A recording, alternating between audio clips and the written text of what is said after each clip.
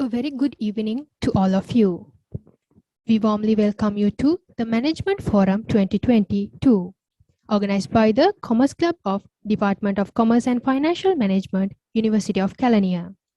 It's so grateful to see all of you who have gathered here today at the university and as well as on Zoom platform for this remarkable event. Today, as Commerce Club of Department of Commerce and Financial Management, we have organized this management forum in two phases. In first phase, you will get into opportunity to hear the valuable insight on how to navigate in a business crisis. Whereas in the second phase, a panel discussion on graduate experience sharing will be conducted. So ladies and gentlemen, you are now about to witness the first ever management forum organized by the Commerce Club of the Department of Commerce and Financial Management on the theme Navigating on Business in Crisis. To officially commence the event, please rise for the university anthem.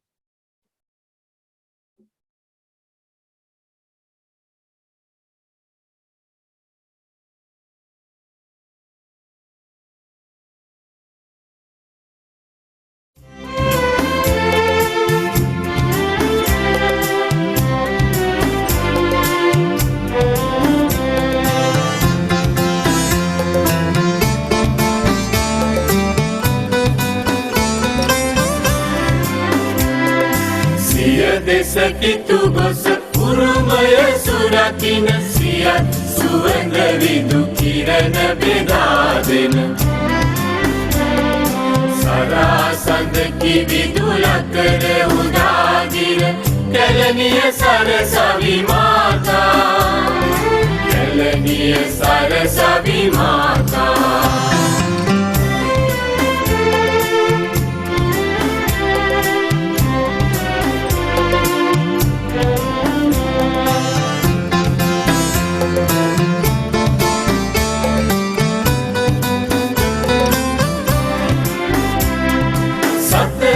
Sayuravi Vedanu Anadina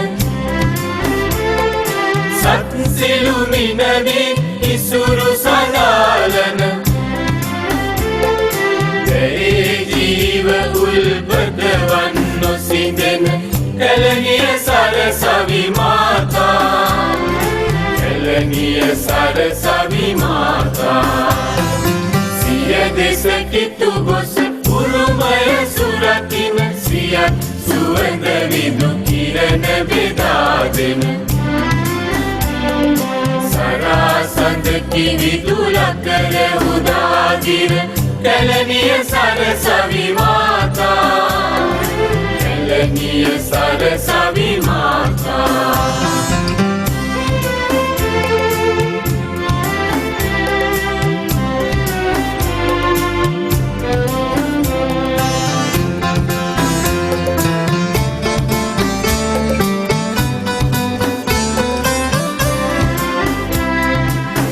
Sita Surya Viviturunana Guna Yugayan Yugayat Gayata Tilinakara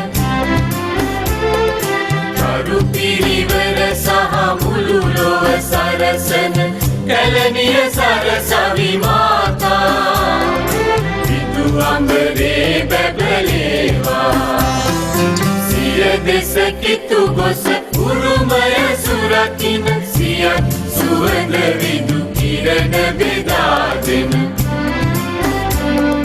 Sarasandaki Vidulakada Udadira Kelaniya Sarasavi Mata Vidu Ambare Babaleva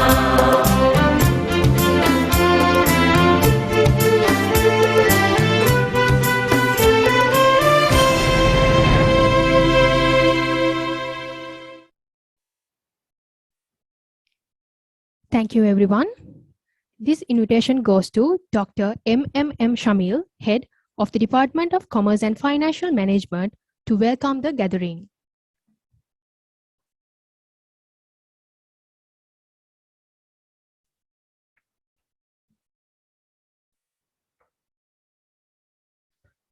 Very good evening to all. who have joined this particular initiative, who are in the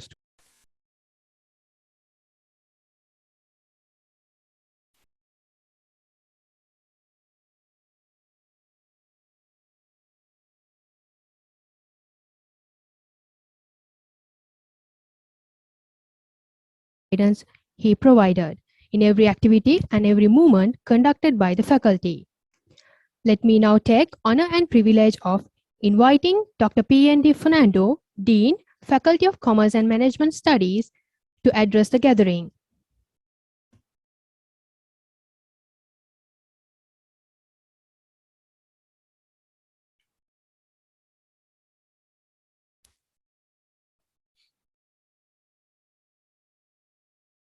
Very good evening to all of you.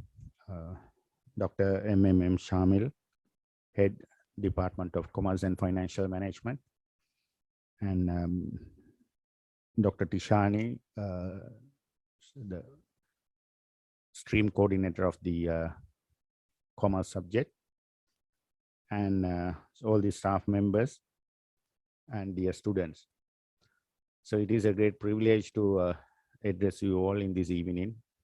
So with the first episode, so let's say that restart of the management forum of Commerce Club, and I'm highly delighted to be there because that always we are in a process to learn or educate the students and the community. That is what we expect.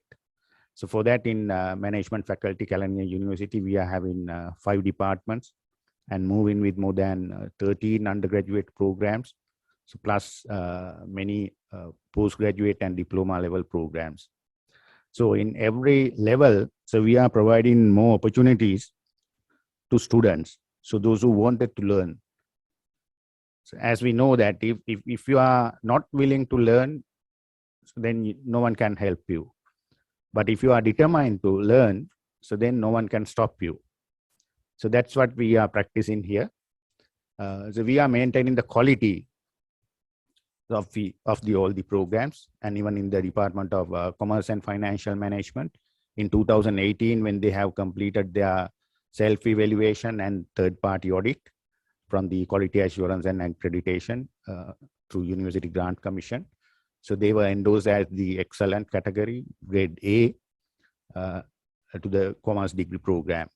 So those are the endorsements what we get from outside regarding the quality of our program. And at the same time, all the programs in management faculty, we have to go with Sri Lankan qualification requirements, which is there with all the 13 degree programs. So when we are recruiting, especially I'm addressing to the industry, those who are participating, when we are recruiting from national universities, that may be private universities even, the requirement, what we expect, so all of them should meet the standards or the minimum requirements set by the University Grant Commission and the Higher Education Ministry. So that is what we expect, and that is what we are maintaining here. In all the degree programs, and especially in this commerce stream, so we are included that internship component, which is very much needed and timely required area. So where it comes with the theoretical subject, what we are following in the first year, second year, and third year. And in final year, almost all the students, they are open to go with their internship. So what they learn within the classroom, they will practice it in industry. So that's how we have developed our programs to cope with the requirements requested by the industry. And at the same time, the from student side, so we expect the change of their attitudes. So that teaching and learning we can practice within the classroom. Even for skills, we can train them.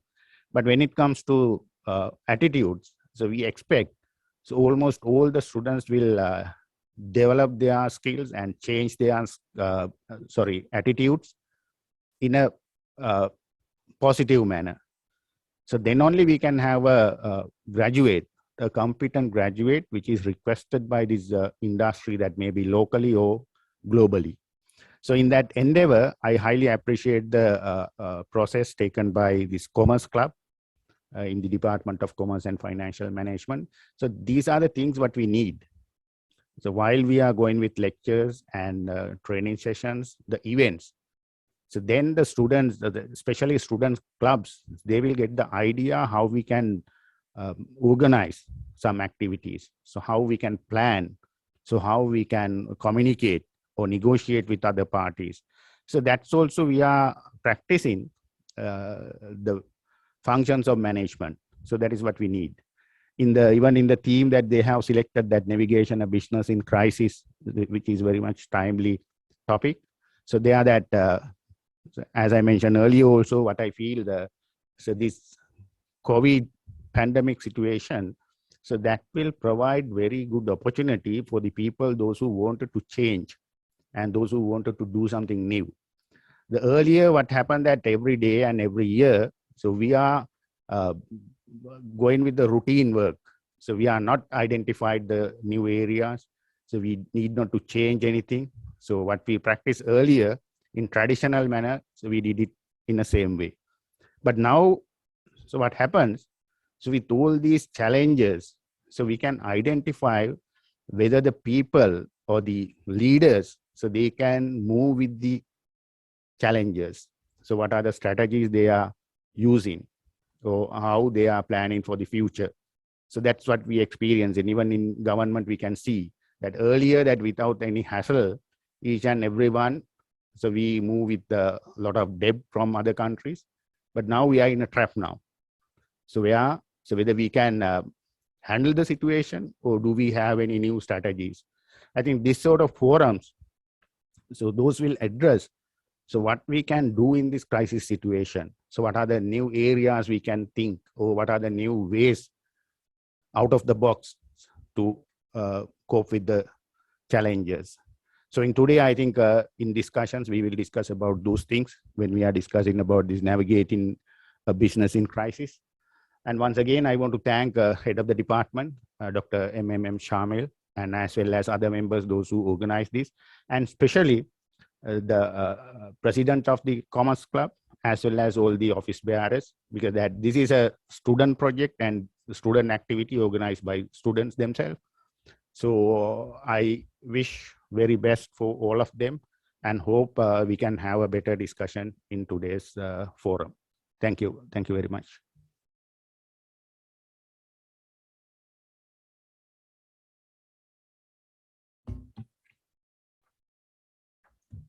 Thank you very much, sir, for joining us despite your busy schedules and for all valuable thoughts that you have shared with us today.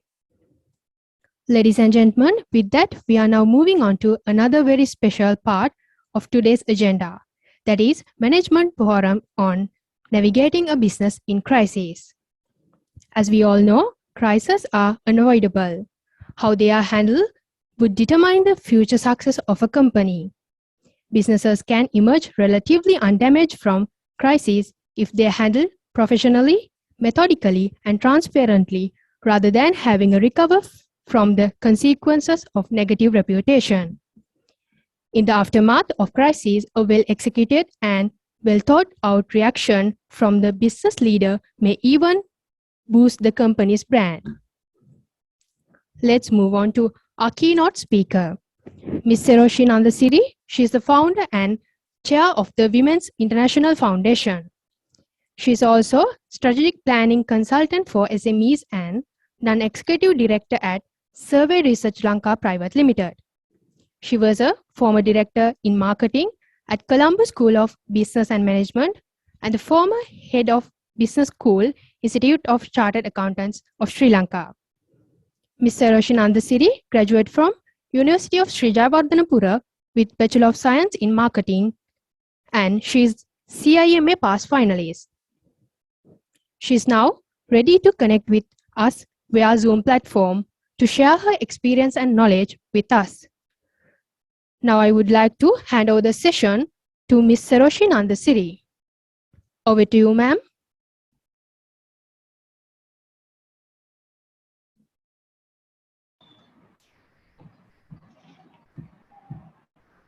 Thank you very much.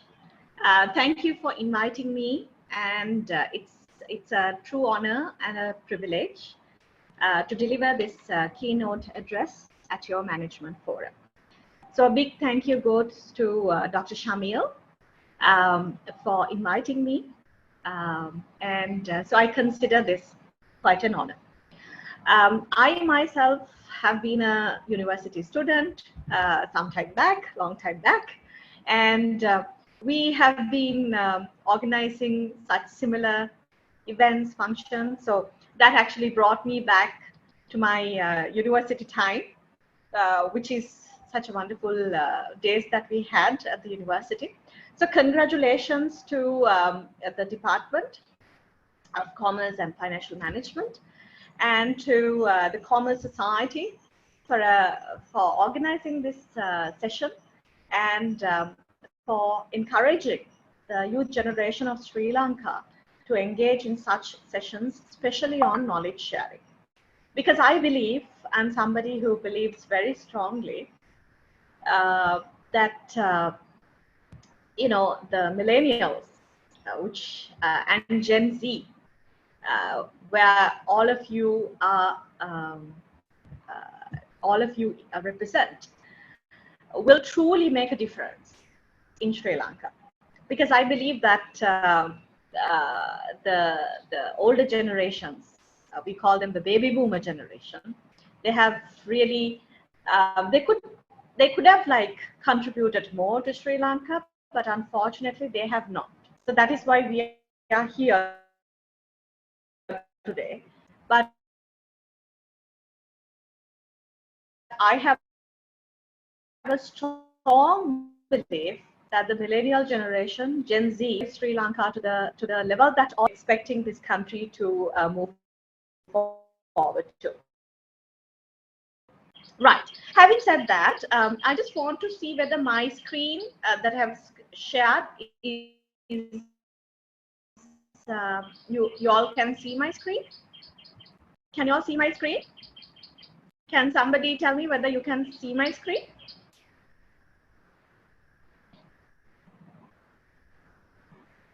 Can you see my screen? Yes, ma'am. Thank you very much. Right. So today, before I start off my more deep discussions, I thought, why not do a storytelling session?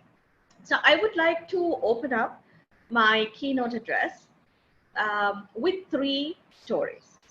Now, these 3 stories I have selected from a book called Think and Grow Rich. This book was written long ago by Napoleon Hill, and this book is based on the life stories, the real life stories of entrepreneurs who have made history, right, and who have contributed to the future making of the world. So this is like a Bible of entrepreneurs. This is the Bible of entrepreneurship. So I have extracted 3 stories, which I believe are quite impactful, which I believe are quite strong, appealing stories, and which I thought they will inspire all the young people who are connected today. So my first story is going to be about a young boy called Darby. Darby lived in America, and during a time when there was gold rush. So in America, during Darby's time, the gold rush made people do a lot of mining, right? A lot of opportunities of mining, and they went to these mining sites, and they were looking for mines, gold mines. They were looking for gold mines. So Darby came to an area, to a place, rural place in America, and he figured that in that particular area in America has lot of gold mines, right? So he basically knew, okay, this particular area has a gold mine. So he was looking for a particular gold mine, and then he finds a gold mine, and then he was like exploring that gold mine. When he was exploring, from the gold mine, you see that veins coming out, or they are just coming out. So he finds a vein which is leading towards a gold mine, and then he starts mining that, going after and mining that vein. So then he slowly finds gold coming out, right, from that vein. So once he gets little gold incentives from this vein, he started mining more and more, right, leading up to that gold mine. Then he gathers momentum and he gathers people around this gold mining whole project, and he invites a lot of people and he starts mining more. So he mines and mines and mines, right? And then he has a map of where the gold mine is, how the gold vein is leading up to the gold mine. And then he figures, okay, there is a particular place where you are supposed to get the gold mine. That's you're supposed. Even though he followed everything, the end of the place which says, "Oh, this is the place for the gold mine." Just look at my slide here, right? So he was basically, he finds the gold vein and he mines. He's starting excavating, or like digging the mine, and then there is a particular place according to his plan that he's supposed to find this gold mine. So he was like, sort of like very close to that place. He has gone to that place, but he can't find the gold in the mine. So then what happens is he gives up. He gives up because he has done everything according to the plan. And then where the plan says you will find the gold, he could not find gold, and he gives up. So what happens is he goes to a junk man who buys all junk stuff, like old stuff. He goes to the junk man. He says, "Well, I tried the gold mine.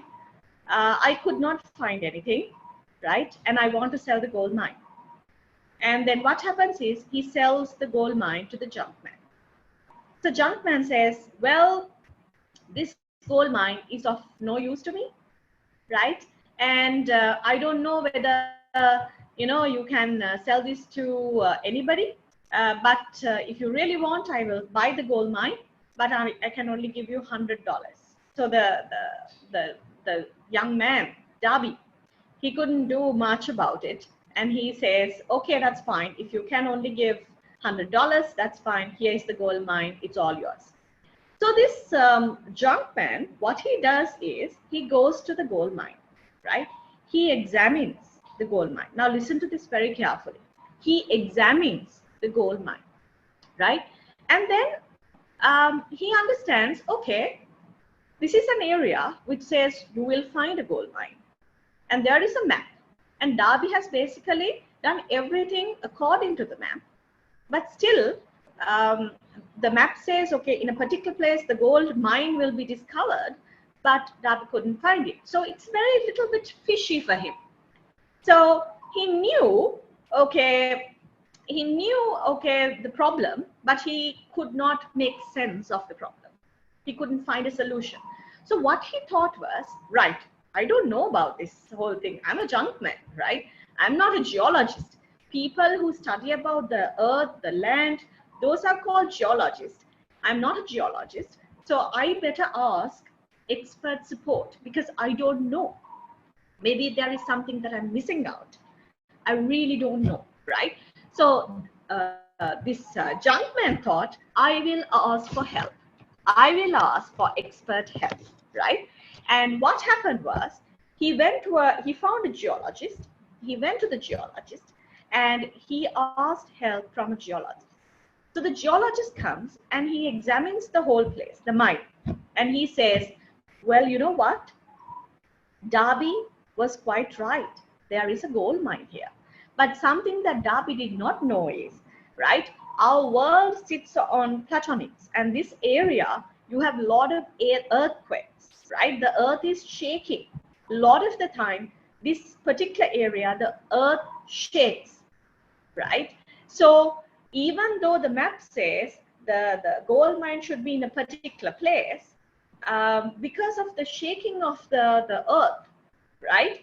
It could be shifted maybe 3 feet, maybe 5 feet, maybe 6 feet away from where it should be, right? So the geologist tells the junk man, well, your gold is there. It's just maybe 3 feet away, right, from you.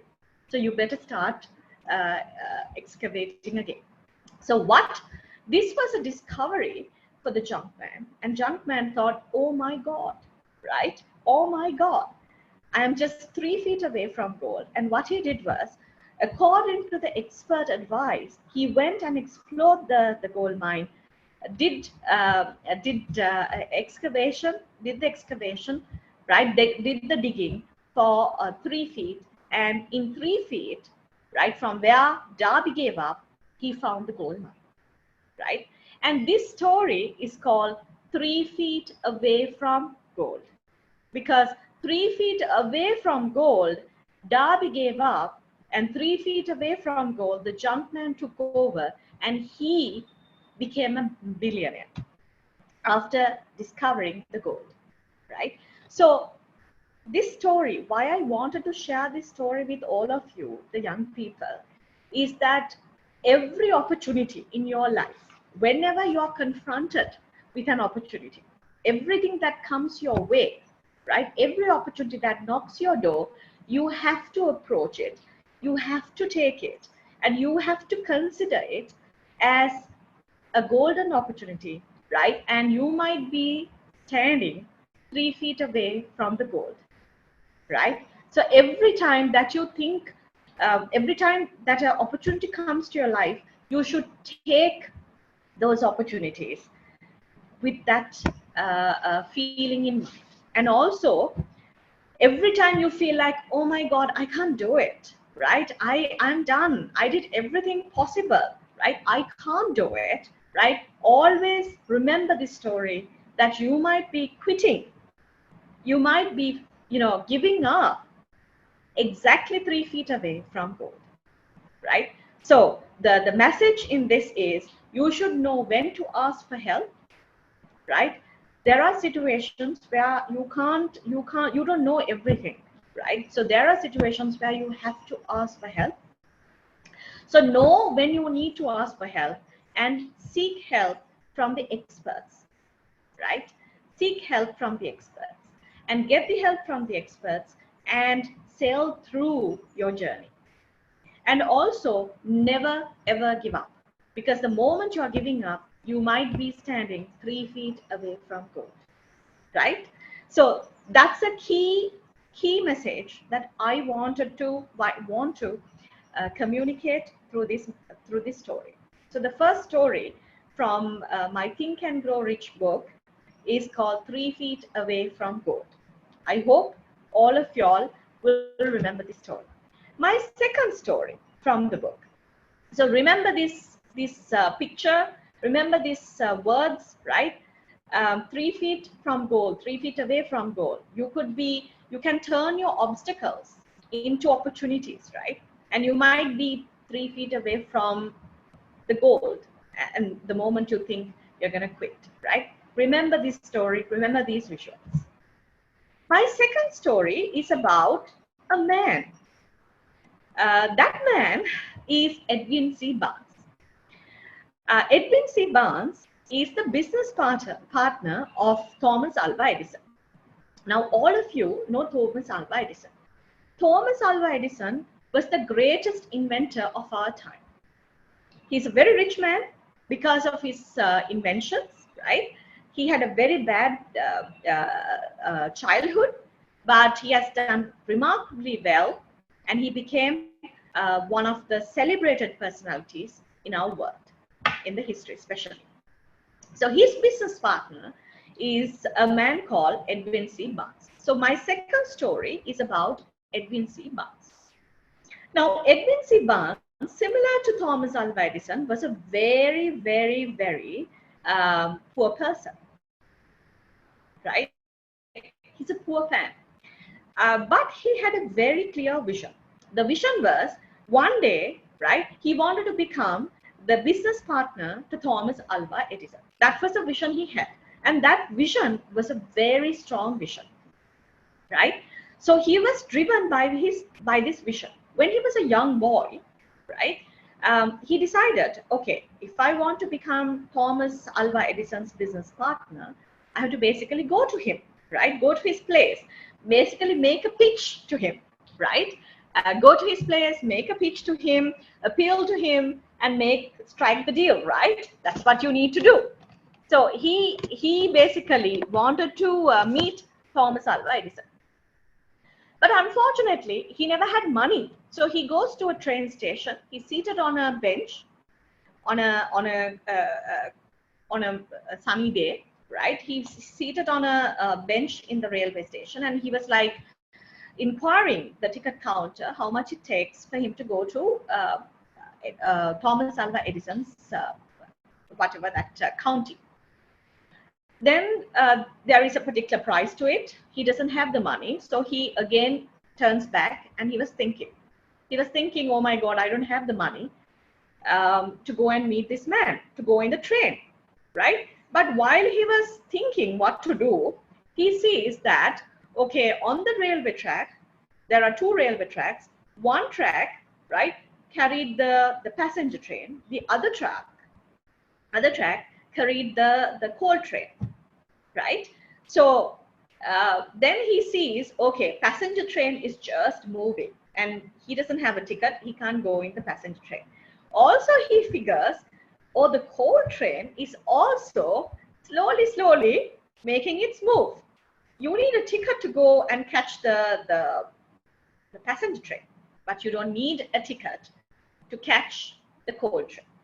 So what he decided, all of a sudden, right, all the bulbs goes out, and Edwin C. Barnes gets this brilliant idea. Well, guys, I don't need a ticket. I don't need money, right? My vision, my direction is to go and meet Thomas Alva Edison. And what it takes is just a train's ride. It doesn't matter whether it's a passenger train ride or a coal train ride, right? I will catch the coal train ride. So he goes onto the coal train. It was a very hard journey, but he manages the hard journey, and he goes to Thomas Alva Edison's the county. Then he gets off from the train station. He's all full with dust and very unclean. So what the first thing he does is he finds a restroom. He goes to the restroom, right, and cleans himself up. And then so he needs to be prim and proper because he's going to make a pitch. What does he want to become? The greatest inventor, Thomas Alva Edison's business partner.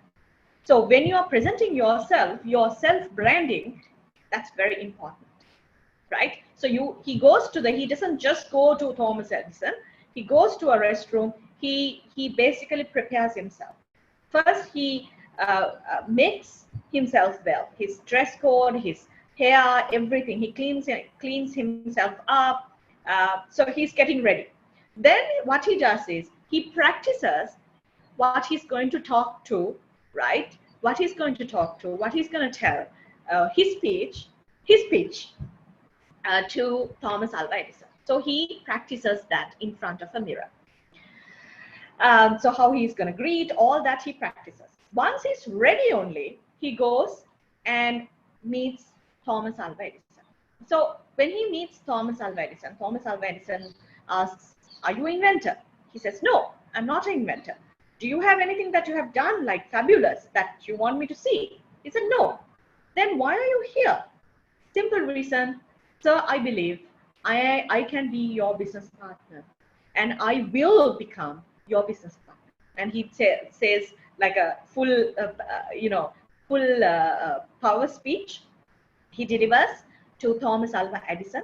And when Thomas Alva Edison hears this young man giving this power speech saying, I want to become your business partner, he was moved, right? He was moved. See, all these people, you can't just do features like that. Off the cuff, yes, you can, but even the people with off the cuff ability of speaking, right, they need a lot of practice. You need to be a good communicator, and for a good communicator, you need to practice your speeches very well. So that is exactly what Edwin C. Barnes did. So when he goes and delivers this power speech to rather a pitch, it's a pitch. He's selling himself as an investor, right? As a business partner to Thomas Alva Edison. When he pitches this, Thomas Alva Edison was shaken, right? And he sees the passion in this young man, and he believes in the passion of the Edwin C. Barnes. So he says, okay, you don't have anything to show to me. You don't have anything to sell to me, nothing. Only a vision to become my business partner. We'll see whether that is possible or not. But I figure that you don't have a job at the moment and you will need a job. So I will offer you a job, and the job that he offered is sweeping, right? Sweeping Thomas Alva Edison's house. He becomes the sweeper, right? He becomes the sweeper. He becomes the office aide. He becomes Thomas Alva Edison's aide, right? He becomes that. So he has to clean his toilets, his house, and everything. But he waited. He had perseverance. One thing that you will see in Edwin C. Barnes' life story is that perseverance. He had courage. He had perseverance, right? Perseverance is your ability to wait until your right moment comes, right? You need a lot of patience for that, right? You need a lot of patience for that. So wait for your right moment. Your moment will come. When the moment comes, you need to be ready, right? So Edwin C. Barnes was waiting patiently for his right moment. And one day the moment came, right? Thomas Alva Edison has invented typewriter. He has given it to sales reps to distribute it in America. And all the reps are coming, and he was having a meeting. Sorry, women's time, nobody wants to say. Sorry. It's available in Ample. No one is interested, right? So nobody's what do you call them? The reps were telling Thomas Alva Edison. So Thomas Alva Edison was like, "Oh my God, really? You guys really think that you can't sell my typewriter? It's worthless."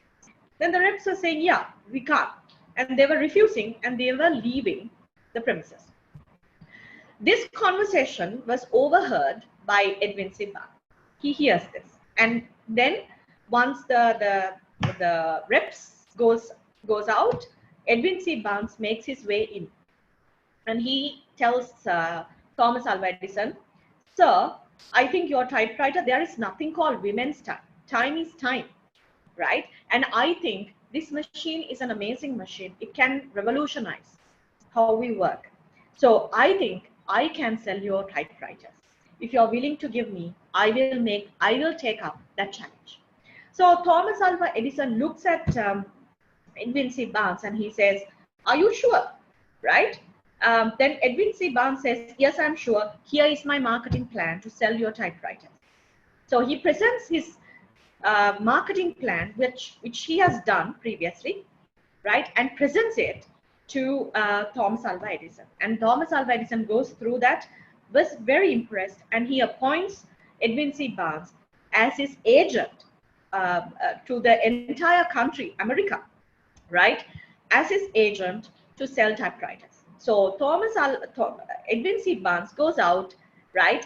And he had the perseverance, he had the courage, he knew what he had to do, and he had a plan in place before he took on the challenge, and he made it a success, right? And slowly, Edwin C. Barnes became Thomas Alva Edison's business partner. He had nothing, right? If you remember my story, he had nothing. So a lot of people say, oh, we can't start a business, we can't do this, we can't do that, because I don't have money, I don't have anything. You don't need anything. What do you need? You only need two things. One is vision, right? And passion to achieve your vision. Those are the two ingredients you need. And that is very much evident in Edwin C. Barnes' story, right? So from a sweeper, he became a millionaire. Simply because vision was there. And to pursue the vision, he had the passion. He had perseverance. He never gave up, right? And he waited for the right moment, right? We need to have that patience to wait for the right moment. Your moment won't come like just now, right? Your moment, you have to wait for the moment. You have to work for the moment. A lot of young people, what they think is the very moment you go out from the university, you will get like something on a platter. Nothing comes on a platter. You have to work for it, right? Nothing comes. Maybe you have to sweat a lot. You have to wait for a lot. You have to be experienced a lot. You have to learn a lot. One day, your opportunity will come. If you believe, if you have a vision and you believe in the vision, right, your time will come. Trust me, your time will come, right? And when the time comes, you should be ready. So what you should do is you should work towards your vision. Be ready when the fate, the luck, the, you know, whatever you call it, right, knocks on your door, be ready to grab it. That's exactly what Edwin C. Barnes did, right? So remember Edwin C. Barnes, he never gave up, right? He had a vision and he had passion to make his vision a reality. My third story, it's called Burn the Boats, Burn Your Ships, right? Or Burn the Boat. Now, this story is again a beautifully crafted story from my book, from Napoleon Hill's book, Think and Grow Rich. Now, in that book, the story is woven around a Chinese general. He goes to battle, and he's a general who usually wins almost all battles he goes to fight for, right? So his secret formula is nothing more than burning the ships. So what is this whole burning the ship means? So what he does is, whenever he goes to a battle, right, usually they go to battle in ships, right? They use the sea routes, they go in ships, and then land on the enemy's territory, right? No sooner you're on the land, right, he calls his entire army, right? And he orders one of his men to burn all the ships, to set fire on all the ships that brought this group, this army to this particular land, right? So he burns, and then he delivers a power speech to his team. So what he says is, right, my team, right, he says, my team, we are here to basically win a battle. So we have a clear direction. Our direction, our vision is to win this battle. And we are not going back without winning this battle, right? And I have just burned your ships, all the ships that brought you here, I have set them on fire, meaning you don't have a ship to go back. So the only way that you can go back home, if you want to go back home, is to win this battle. There is no other choice but winning, right? So let's win the battle, right? And then let's build the ships and let's get home. That's the only way forward, right? So this is called burning your ship, right? This strategy is called burn your ships. So what happens is you are committing, you are basically making your team committed towards a cause. You're making them committed, and you are basically taking all the options out from the team, making them committed to your vision, to your purpose, right? And making them work towards it. That's called burning the ship.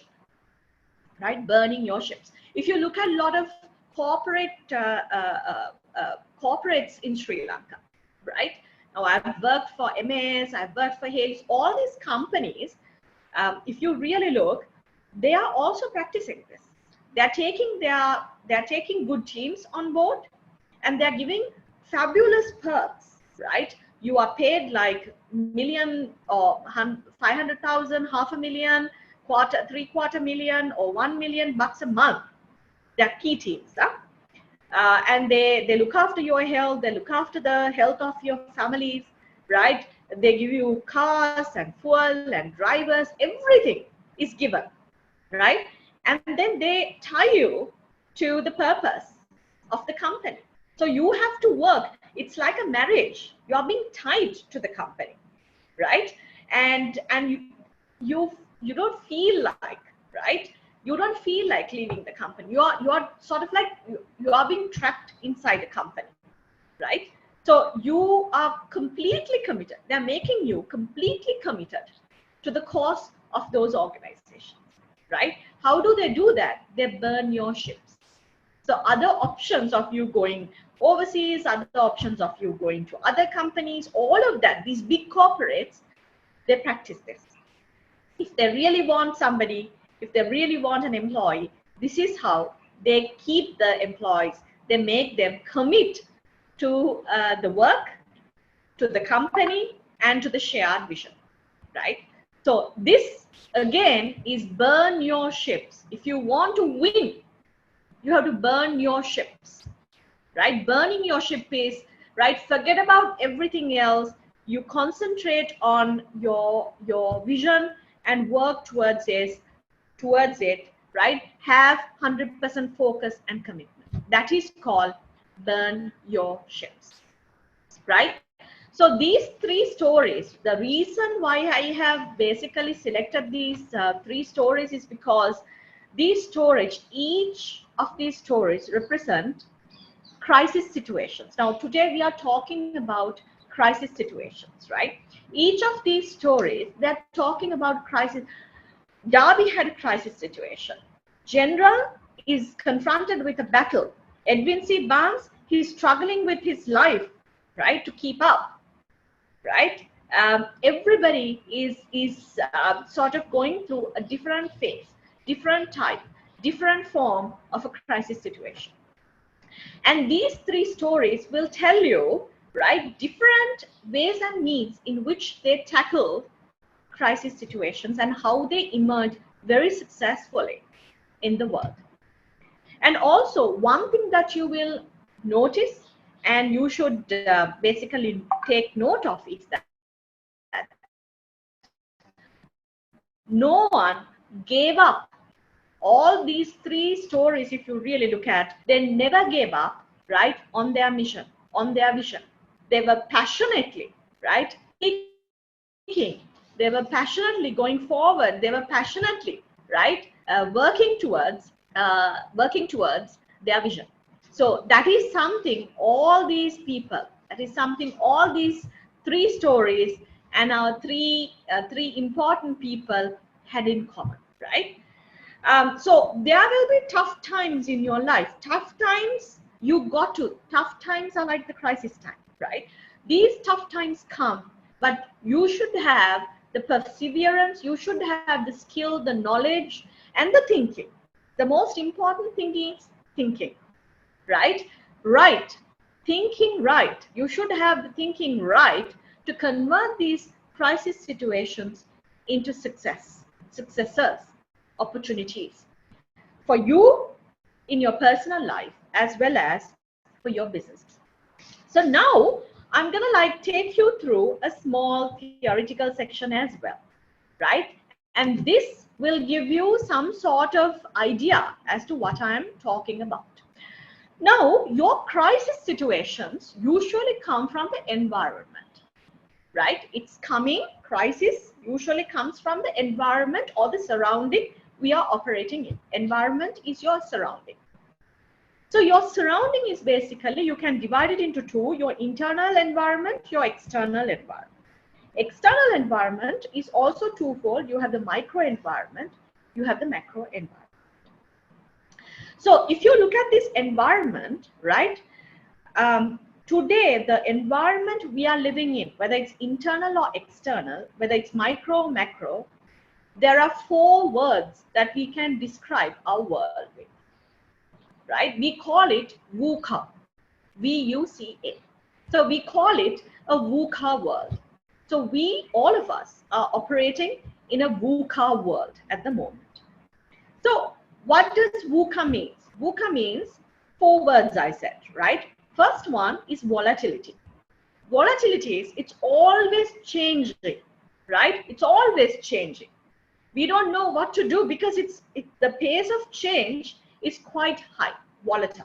Then the second one is uncertainty, right? Uncertainty is you can't predict anything, right? You can't predict anything. We don't know whether it will be closed very soon. Sri Lanka will be closed again. We don't know. You can't predict the future. We were predicting, okay, 2022, we can go life as usual, but all of a sudden, Omicron comes. Here is another wave coming, approaching us. We don't know what's happening. Very unpredictable. We were planning for so many things for the next couple of months, but we have to curtail those. So uncertain, right? Third one is complexity. Complexity is basically, there are too many ons, too many things, right? Everything has so many faces, multifaceted, right? Everything has so many answers. So everything has so many correlations. You can't make sense of it. So if you have an environment where you can't make sense of it, it's too.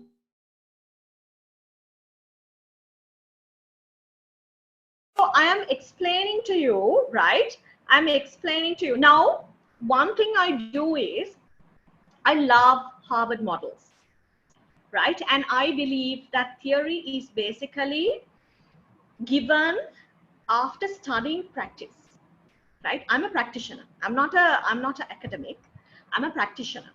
But I love theoretical frameworks because that gives a lot of sense, even when you are practicing those. So how theory comes into play is, they look at practice for a long period of time. They study, they observe, they do research, right? They do brainstorming, interviews, all of that. And then after seeing all the practice, they take the practice, put the practice into nice frameworks, right? So the reason why these theories are being built, as per me, right? Other people can argue with me. As per me, what I believe is, the academics actually do these beautiful frameworks, tools. I call them tools, right? Management tools, so that we don't have to reinvent the wheel, right? We can take them, we can adopt it to our situation.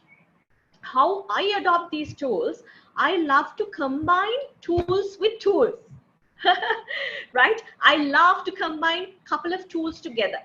You can't use one tool as it is, right? So what I do is, even in my corporate work, my consultants work, whatever the work that I do, what I do is, I take tools, these management theories, the frameworks, the tools, right? I take them on board, I hybrid it. I use them as hybrids, I integrate them. And that has worked beautifully well for me. So I am actually sharing some of those stuff which I have worked, which has really worked for me, and which I am also using for most of my consultancy work, for most of my clients as well. And also I have prescribed these and seen how these has worked for a lot of my businesses, especially in the corporate sector, MSME sector. So wide variety of people, it has worked. So that's why I would like to propose those also for you, for your consideration, for you to adopt. Right. So I was talking about the VUCA environment. You know what VUCA environment is? It's volatility, uncertainty, complexity, and ambiguity. So based on the VUCA world, I said, I understand that the VUCA world is one of the factors which creates crisis, right? VUCA environment, which is resulting from the internal, the external environment, right? It is contributing towards creating crisis situations.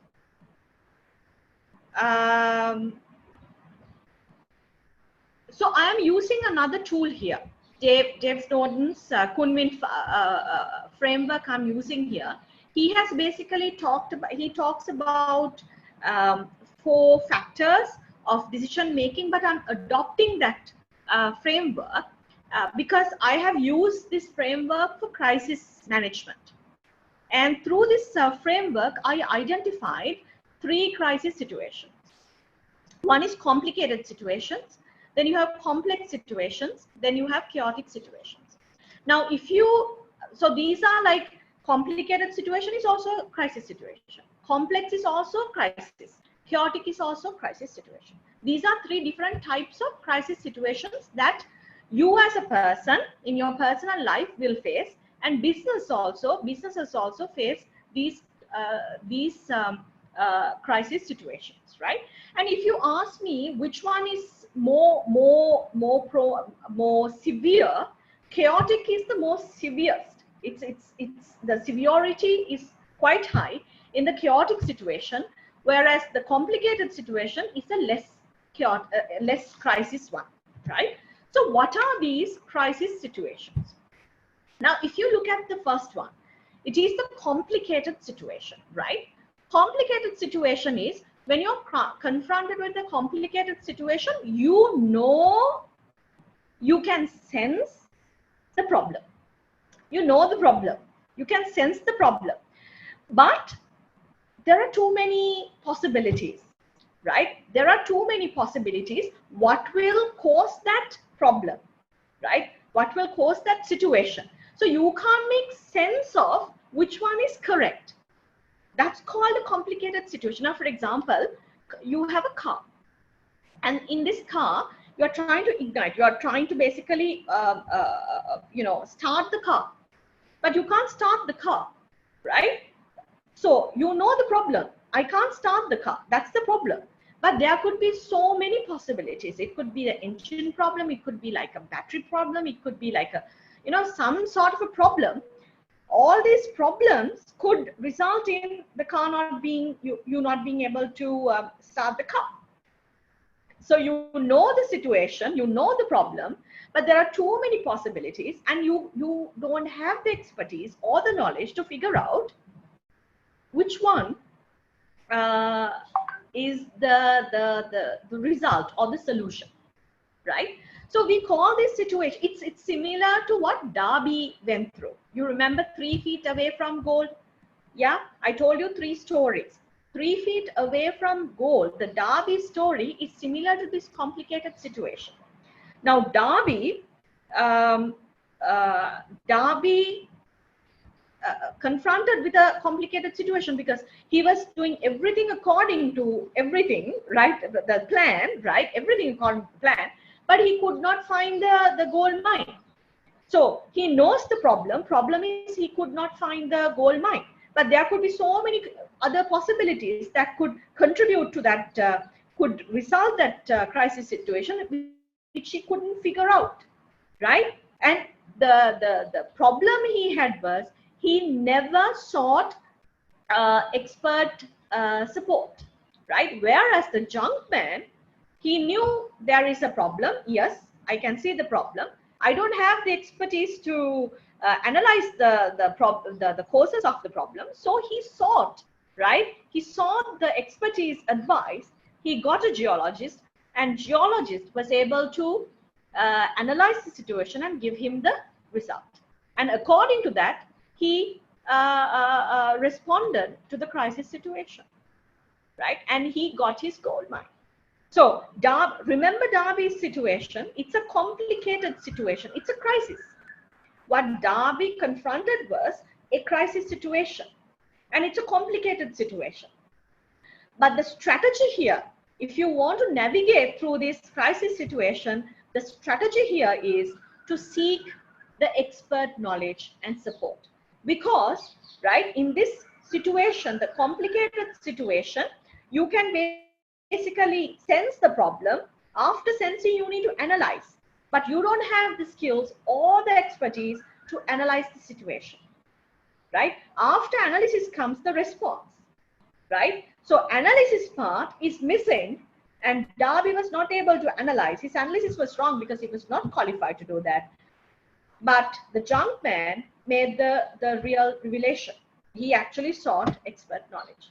So when you are confronted with a complicated situation, your strategy to navigate that complicated situation is to seek expert knowledge and support, right? That's what you need to do. The second crisis situation is the complex situation, according to Kunwin framework, right? Complex situation. Now, what is a complex situation? Yeah, well, you can't sense what the problem is. You don't know what is going on. You don't know what is causing this problem also. So you don't know the problem. You don't know the possibilities. You don't know what's the solutions either. Now, complicated thing, you knew what was the problem, but you didn't know the solutions. But complex situation, you don't know either. You don't know the problem. You don't know the situation also, right? Similar to the Chinese general, right? Burning your ships. He was confronted with a crisis, right? It's a complex situation. Why? You don't know anything. What is causing the problem? You don't know. You're on a battlefield. You don't know, right? It's a very complex situation. So sometimes when you are confronted with a complex situation, right? The example here is Edwin C. Barnes, actually, not Chinese general. Chinese general is a bit of a chaotic situation, actually. So complex situation is Edwin C. Barnes, actually, right? He was actually thinking, okay, he doesn't have money, he doesn't have anything, he doesn't have, basically anything, but he had a vision. He wanted to go there, right? So he in his private life, he was confronted with a crisis, right? So when he had that crisis mode on, right, he just had to do few experiments, right? Trial and error. Try things out. Nothing is stopping you, right? Nothing is stopping you.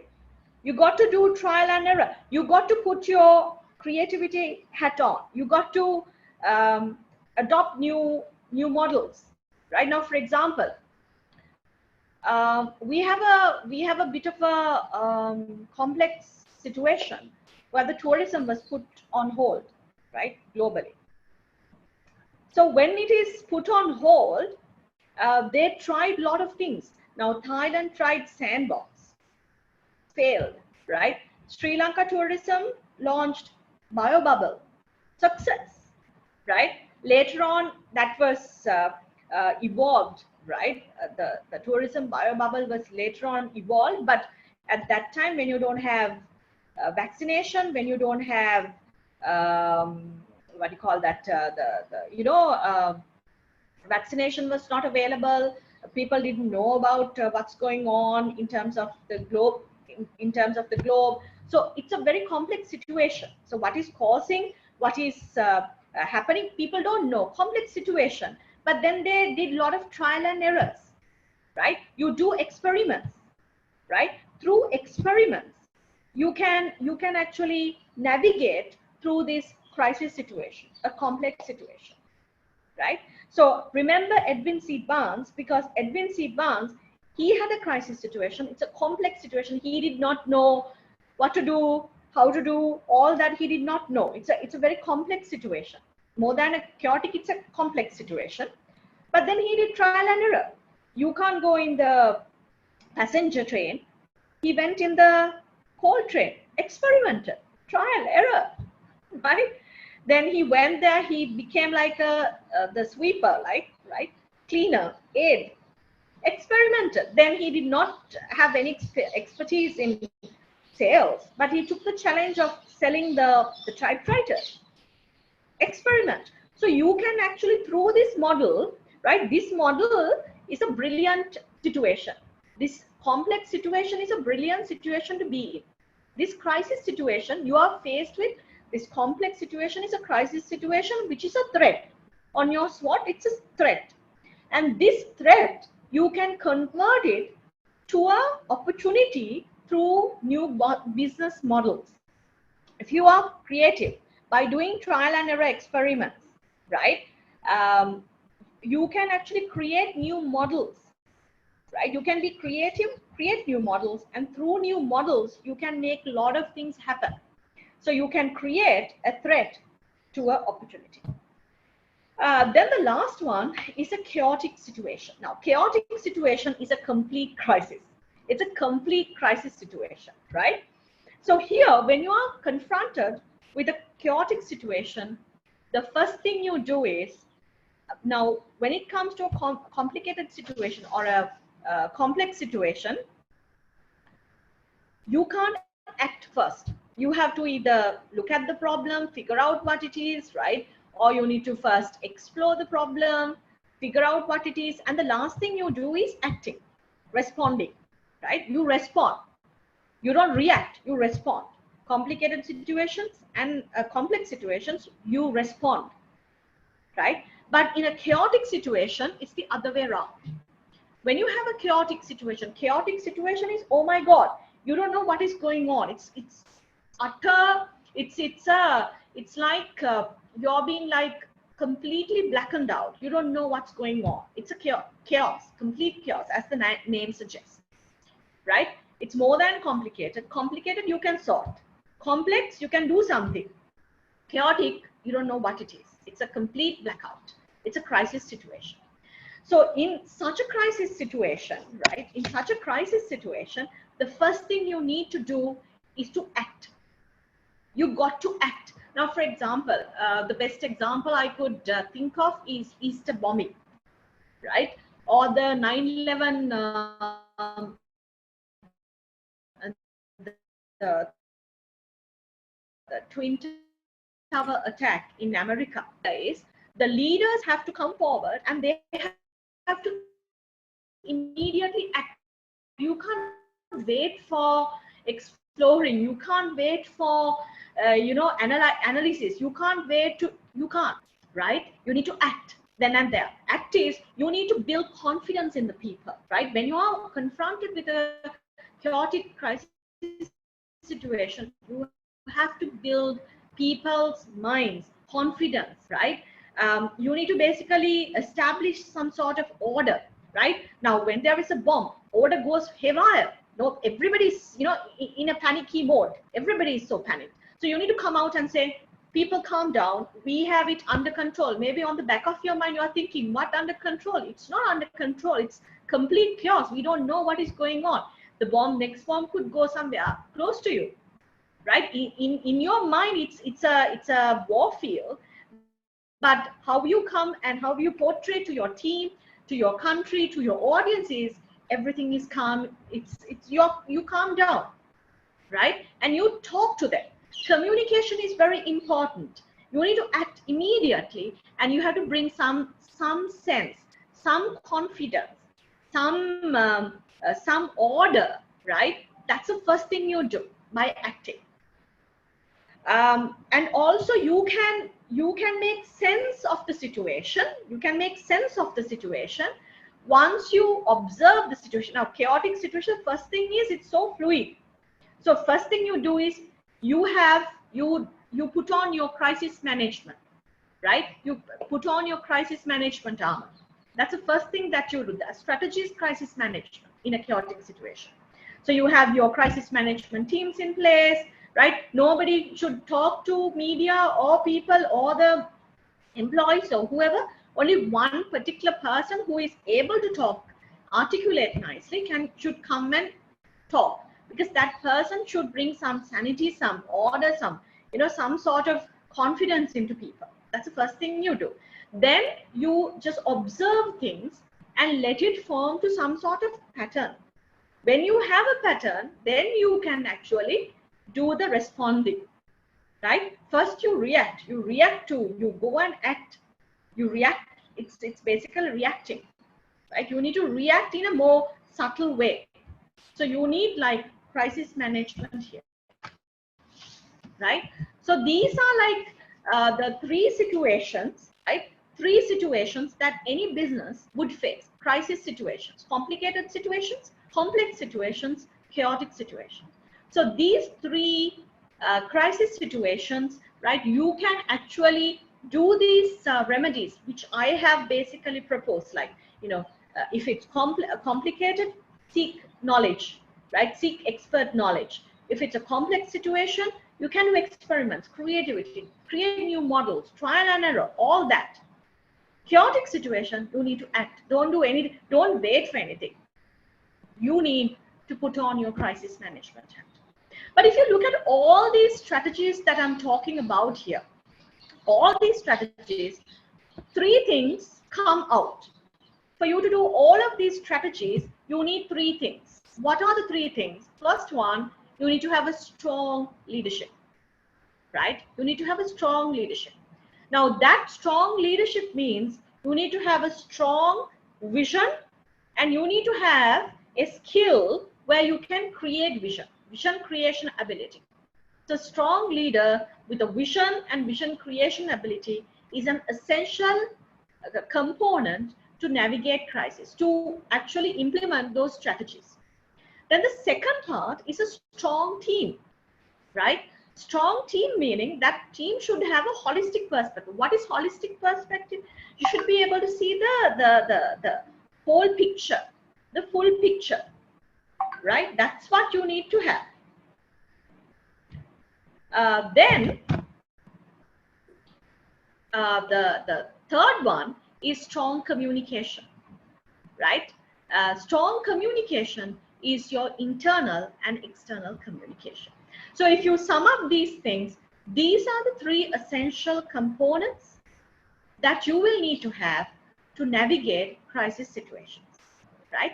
So with that, I think I would like to conclude my keynote address. So I have basically given you three stories to remember. 3 Feet Away from Gold, Burn Your Ships, and Edwin C. Barnes. Those three stories, don't forget, those are very, very important three stories that will tell you a lot of things in life and how to navigate crisis situations. Then I told you about the VUCA environment and the three crisis situations that's been created by the VUCA environment, and then gave you some tips how you can navigate those crisis situations, and then proposed three essential components that you need to basically have as part of your navigation strategy. So with that, I would like to conclude my keynote address, and thank you, Dr. Shamil, for the honors, and all the very best to our participants. Thank you very much.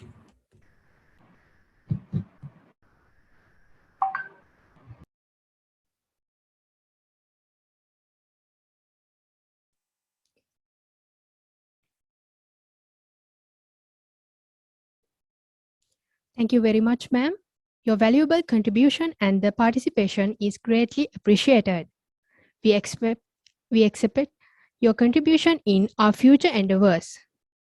We have arranged all required steps to hand over the token of appreciation to Ms. Seroshi Nandasiri, who joined with us through virtual platform today.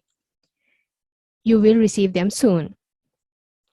Now it's the next step into the next important task for today. As we all know, university life consists of a bunch of experiences. This experience will lay a foundation for you to become a great personality. After spending 4 years at university, we step into corporate sector as a graduate. An experience we obtain in real business world will help to shape up our future career path. So if we can get opportunity to listen to great personalities who have excelled at their careers, I believe it truly inspires us. Therefore, for the panel discussion, we have invited two eminent personalities who are the proud products of our own department. Please welcome our panelist, Mr. Kalpa Sahabandu, Manager, Finance and Accounting Operations at Haley's Business Solution International. He has a proven track record for first-class client handling and client satisfaction. Also an excellent communicator with a can-do approach to problem solving and resolution. Then we have Ms. Ishana Wijesekara. She's an expertise in lecturing law and management modules. Also, she is the LLM coordinator at Bristol Institute affiliate of West of England.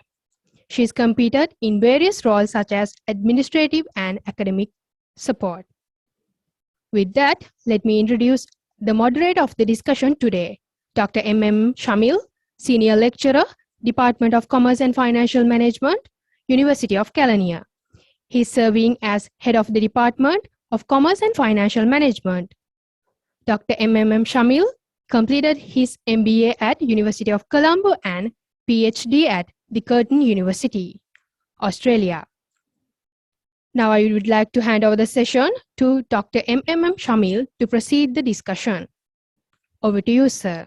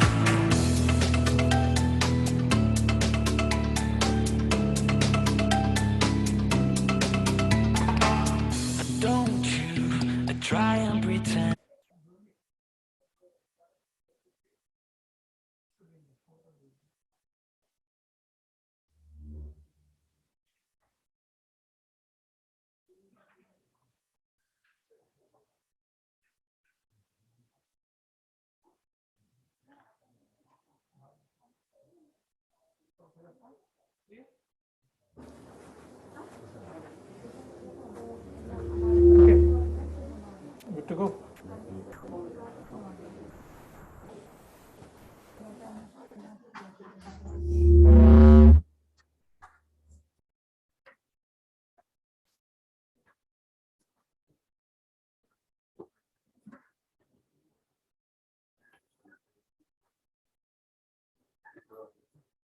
Okay, good. Right. Okay, so a very good evening to all for joining us either virtually as well as we have few members in the studio. This is a key aspect of this year's management forum where we thought of including a session where we discuss with our graduates, and we wanted to share the experiences, and we think this can be very much insightful for our current aspiring undergraduates. With that intention, we called 3 of our past graduates, Mrs. Buddhika Katugampula, Mr. Kalpa Sahabandu, and Ms. Ishana Wijesekara. And I think our Master of Ceremony gave a profile of each one of them. Unfortunately, Buddhika will not be able to participate today, as her kid as well as she has contracted some form of viral flu.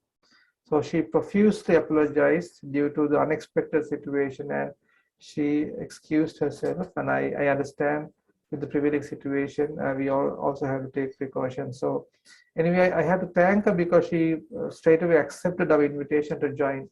And she has promised that in future she will join with us for a similar event. So with Kalpa and with Ishana, we are thinking of sharing some information to our students. So let's begin with Kalpa, right? Kalpa, would you like to reflect on your degree? I believe you passed out around 2011, so almost a decade back. Yeah. So some fun memories you had? Yeah. Actually, at the time of joining the university, I didn't have any clue about what to expect. But I came to the university with the sense of excitement, with expectations, but also with a little bit of fears. But from the beginning itself, I had the end in mind, because it's very important. Otherwise, you might take detours. So I always had that end in mind. Because of that, I didn't take any detours. I was able to achieve the goals I wanted to achieve. Then actually, I have learned a lot of technical skills and soft skills in the classroom. Those were really useful in terms of applying that knowledge in the workplace situations.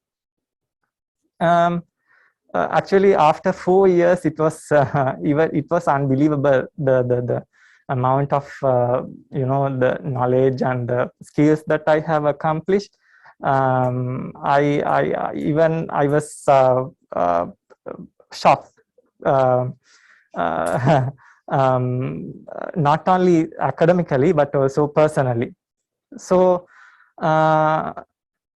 also during that 4-year period, I have learned about myself. I felt I was a tenacious character. So whatever I do, I want to do the best way. I guess now in the university we have learned about the Johari's window. So I was able to expand the known to myself area, while shrinking the not known to myself. So those 4 years, as you said, sir, it was a very valuable experience, and it was a very nice time. I'm really glad for the people that I have met during those 4 years, because I have become a resilient character during that period. If I compare myself after 4 years in the university for the person who has joined, I have become very resilient and strong. So I think the takeaway would be that not only you have gained academic and various co-curricular learning and knowledge, you also gain in terms of understanding who you are, personal growth. Yes. And you're able to expand that horizon of understanding who you are. Yes, very good. Exactly. Yeah, Kalpa. Ishan, you are a more recent passed out graduate, right? Which year did you pass out? 2019. Okay, so we have someone more contemporary, I guess, right? So what about your experience in that sense? Unlike Kalpa, coming to university was totally out of my portfolio in studies. Initially, I did my studies in international school, and then I went to a government school, got through my A-levels, and then I was like selected to uni, and it was like a blessing in disguise, I would say. Coming to University of Kelaniya was one of the best things that ever happened to me in my life. I mean, it is the last phase of the most carefree life I had. I mean, getting up in the morning, rushing from moderator to Kelaniya, and then, the biggest problem I had was climbing that Kalanikanda and reaching the lecture halls on time. That time, I made a lot of friends. It was a total new environment. Like when I entered university, it was the first time I underwent the privilege of free education, which I'm so thankful to. And also when I joined university, I got to know a lot of people. I met a lot of friends from different calibers in life. I met academics of different fraternities. So my initial aspect in life was to be a lawyer. But when I joined my management studies, it gave me a completely new scope, which I never expected.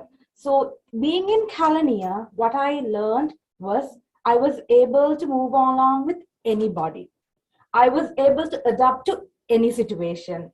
Wearing those long skirts with rubber slippers or racks, I think I am now able to do anything in life at any moment, take up challenges, get along with anybody, and handle any stress.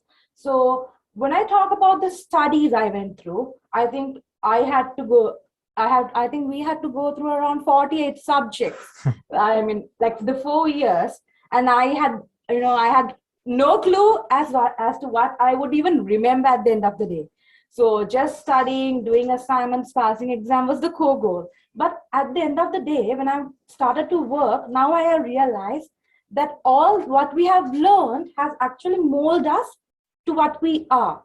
It is actually helping me in taking decisions in life, in taking decisions in my academics, in taking decisions as to a person and building my attitude. So what I have to say is coming to a state university, experiencing the free education and going through all the good and the hard times was one of the best things that ever happened. And I would say if anybody is in a state university, cherish the best phase in your life. It will never come again.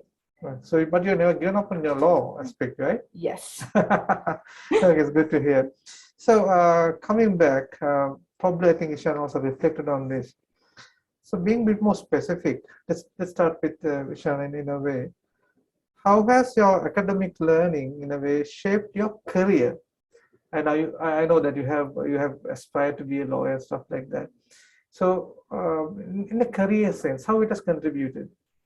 I wanted to be a lawyer since kindergarten, and then I did commerce for advanced level, and that is the milestone in my life, I would say, because I studied management, I got a new scope in the legal sphere.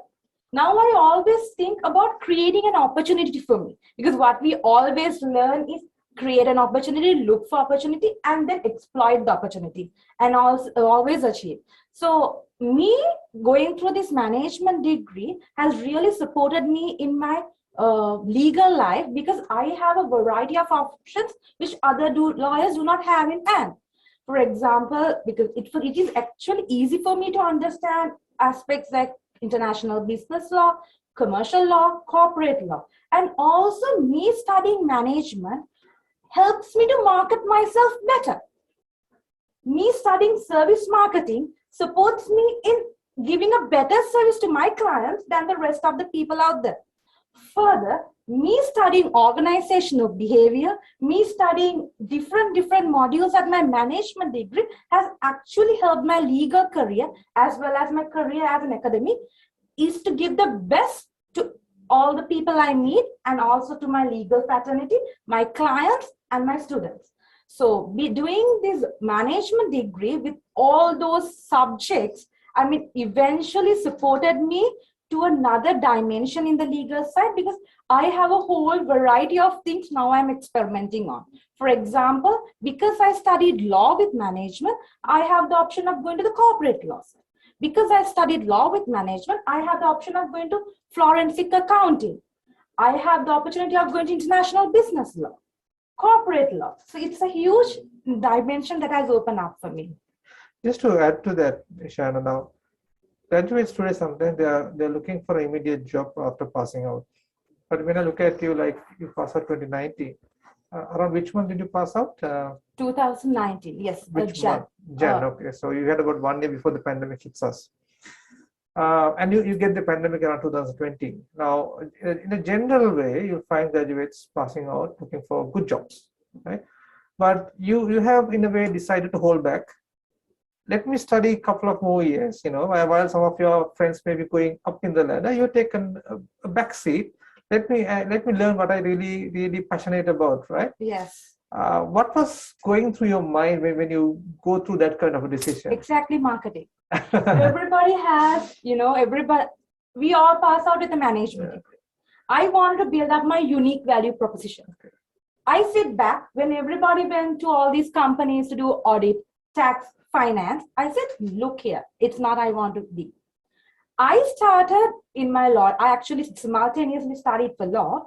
Then I used the research skills which I have developed. I worked in the administrative area. I was a freelance researcher for SLAFA.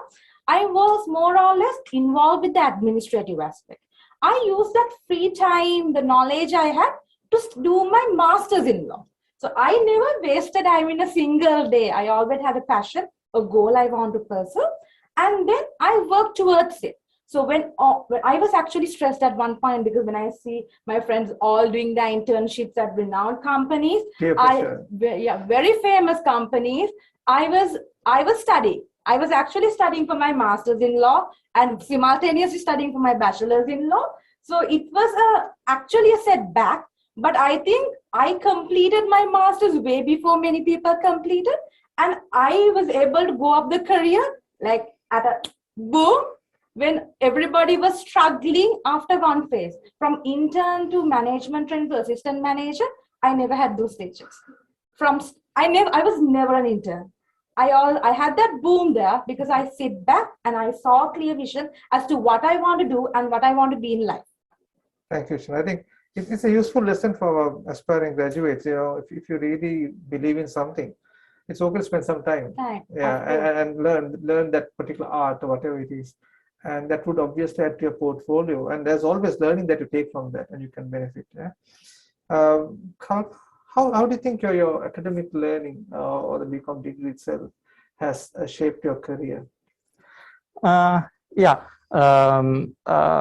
If I say it has helped me 100%, that is a partially true statement. But I would say for a greater extent, it has helped me, in shaping my career. Now, metaphorically speaking, if you want to improve yourself, there are so many ways. If you want to stay in get fit or stay in shape, you have to do some exercises, you have to eat right. So if you want to improve your memory, then you have to consciously learn and take good sleep. So likewise, the university studies that I did has helped me to shape my career. Actually, I could say that now one aspect was the technical knowledge aspect. Now I have studied, as you said, I have, as she said, I have studied accounting. So there I have understood what kind of best practices available. So I was able to go and apply in the work environment. Then again, in management, we have learned a lot of contemporary theories like situational leadership theories. So whenever I face some situations, I was able to go and apply that knowledge I have gathered during the university time. So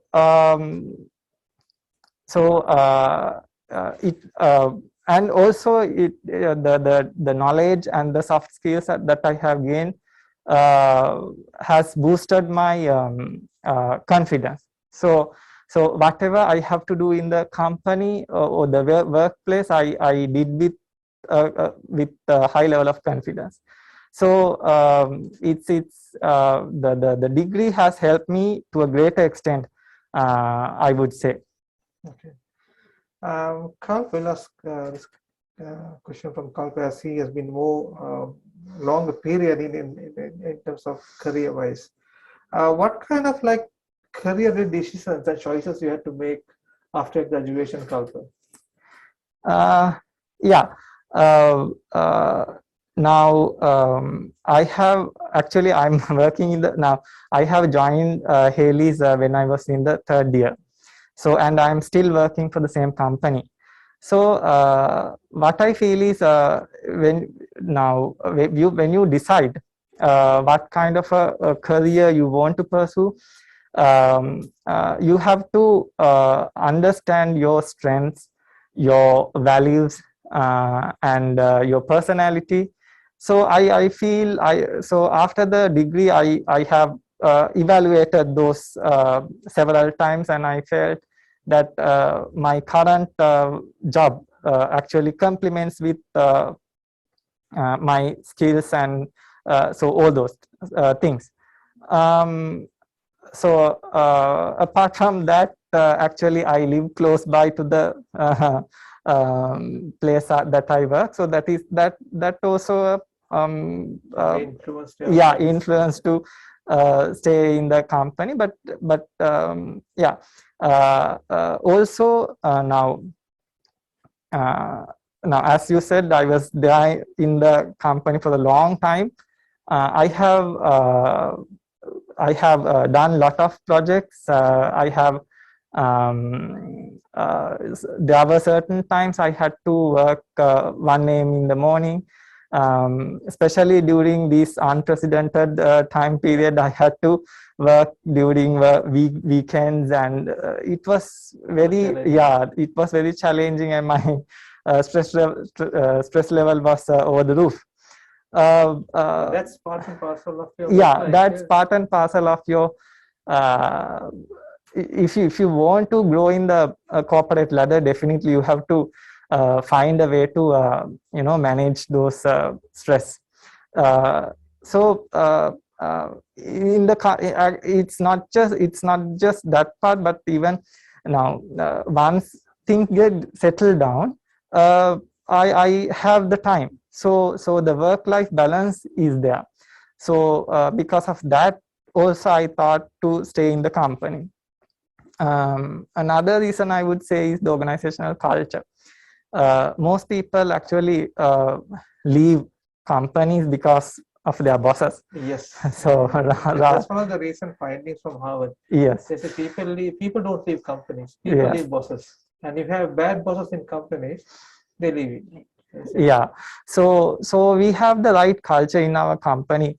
It's a very family. Very friendly culture, and very learning culture. So it's easy for someone to acquire the knowledge. So because of those reasons, I have decided to stay in the same company that I was working in the 3rd year. Okay, very interesting, Kalpa. Ishana, would you like to ask the same question? When it comes to my career choices, I think I've been very experimental and then being a much more adapting to situations. Okay. So when I started off, because I didn't want to work in a company and do an internship, so I started off using my research skills. I worked for the SAFA, that is the Sri Lankan Freight Forwarding Association, as a researcher. And then I was working in a project with the UN. So that was what I did during my internship. So there, I used the knowledge I gained from research methods, foundations for research in my career. So then I joined more or less, I was into marketing and public communication because it was also an area of interest. I had the legal background as well as the management background. Is it a thing with your generation that you like to experiment? I think so. Okay. We never settle. Okay. And I always believe in Charles Darwin's statement. It's not the strongest who survive, but the one who is adaptive. So when I started my careers, I always prioritized my studies. I wanted a career which would facilitate me to study for my passion. So when I was doing my first job, it actually supported me in my management degree, in my research and everything. Second, when I went to public communication, marketing, law, it actually helped me in my master's and building up my network. And now I'm in a profession where I'm more or less settling in academics for it will be for a long time, but till I go to my practicing career, this is going to support me to renew all the knowledge I have done. One thing that you're bringing in here is now, traditionally, people look, okay, I graduate, I get a job, right? But you're telling something a bit different. You're saying that, you know what, it's not always about graduating and getting a job, right? If you have something that you believe in, and if you think going and working is a barrier, but you have to create that environment. So despite being in Sri Lanka, where people are always looking to catch the next flight and take off, even being in Sri Lanka, you still can create that environment you want, right? But by clearly exploring the opportunities. So that's what you have done in a way. Yes. Am I right? Yes. Yeah. Okay. So I have always created the environment I want. I always seek where I can fit in, adapt, and grow. So from the first job to what I have done, I've got a proper salary. I earn to do my higher studies.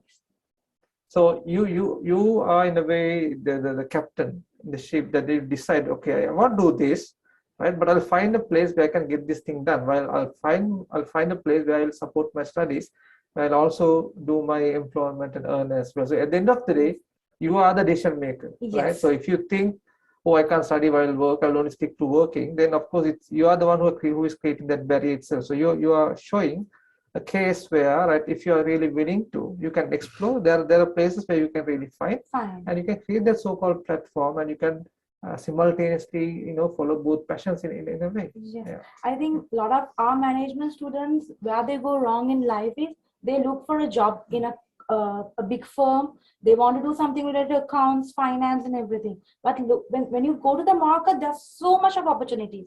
Project management, different avenues are opening up. If you could actually fit into those things, I think we people with bachelors in commerce and financial management, I think we could fit in anywhere. It's not just being an accountant, being a tax consultant, or being a marketer. It's not where those are not the opportunities. There's so much out there. Do your research, and there's huge potential. Kalpa, since you graduated, what additional qualifications that you have acquired, and what made you to acquire those qualifications? Actually, while doing my bachelor's, I have done CIMA. Then after gaining about 3 years of experience, I have done my MBA. Now, if we consider about the professional qualification, now in certain companies, now I am being in the finance and accounting shared services industry, shared services and BPO industry. So after the particular level, if we want to progress, then we have to have a professional qualification. So that was one reason why I have completed CIMA. Then when it comes to an MBA, it's mostly about networking. Now in bachelor's, what we do is we first learn. Most of the people in bachelor's, they are not working. First, what they do is they learn. Then when they work, they go and try to apply those theories. But in the MBA, there are a lot of experienced people coming to the to the classroom. So when the theoretical areas are explained, then we know, we can reflect, we can resonate to a particular incident Situation, that has happened in the company. So we can relate then and there itself. Then the networking side, now there may be situations where in the office you might not be able to go and talk to a peer about certain areas, but now MBA is giving you a lot of options to network with people, so you can you have the opportunity to go and talk to them.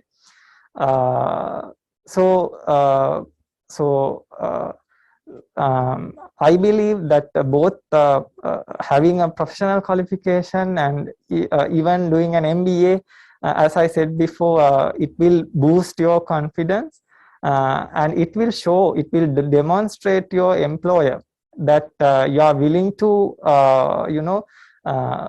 broaden your knowledge, you are willing to accept challenges, especially studying while working is not something easy at times, because you have to be committed if you are to achieve it. Some people give up because they are not cut out to handle that stress. So to demonstrate that, it is very important for. And at the end of the day, the company also benefits from Yeah, exactly. Experience and more what you call skilled employees. Yes, because now if you have the right kind of people, then the companies will definitely grow. You don't have to worry about it. Exactly. Okay. Ishana, you mentioned that you were into volunteering, if I'm not mistaken, and you've even explored with experiment with public communication. Yeah. So this is something in addition to your passion about law. Right? Why did you think on those lines? Why did you think that I need to do something in public communication? I have to gain something in public communications. I have to volunteer. What kind of learning you got through them? What kind of skills did you add?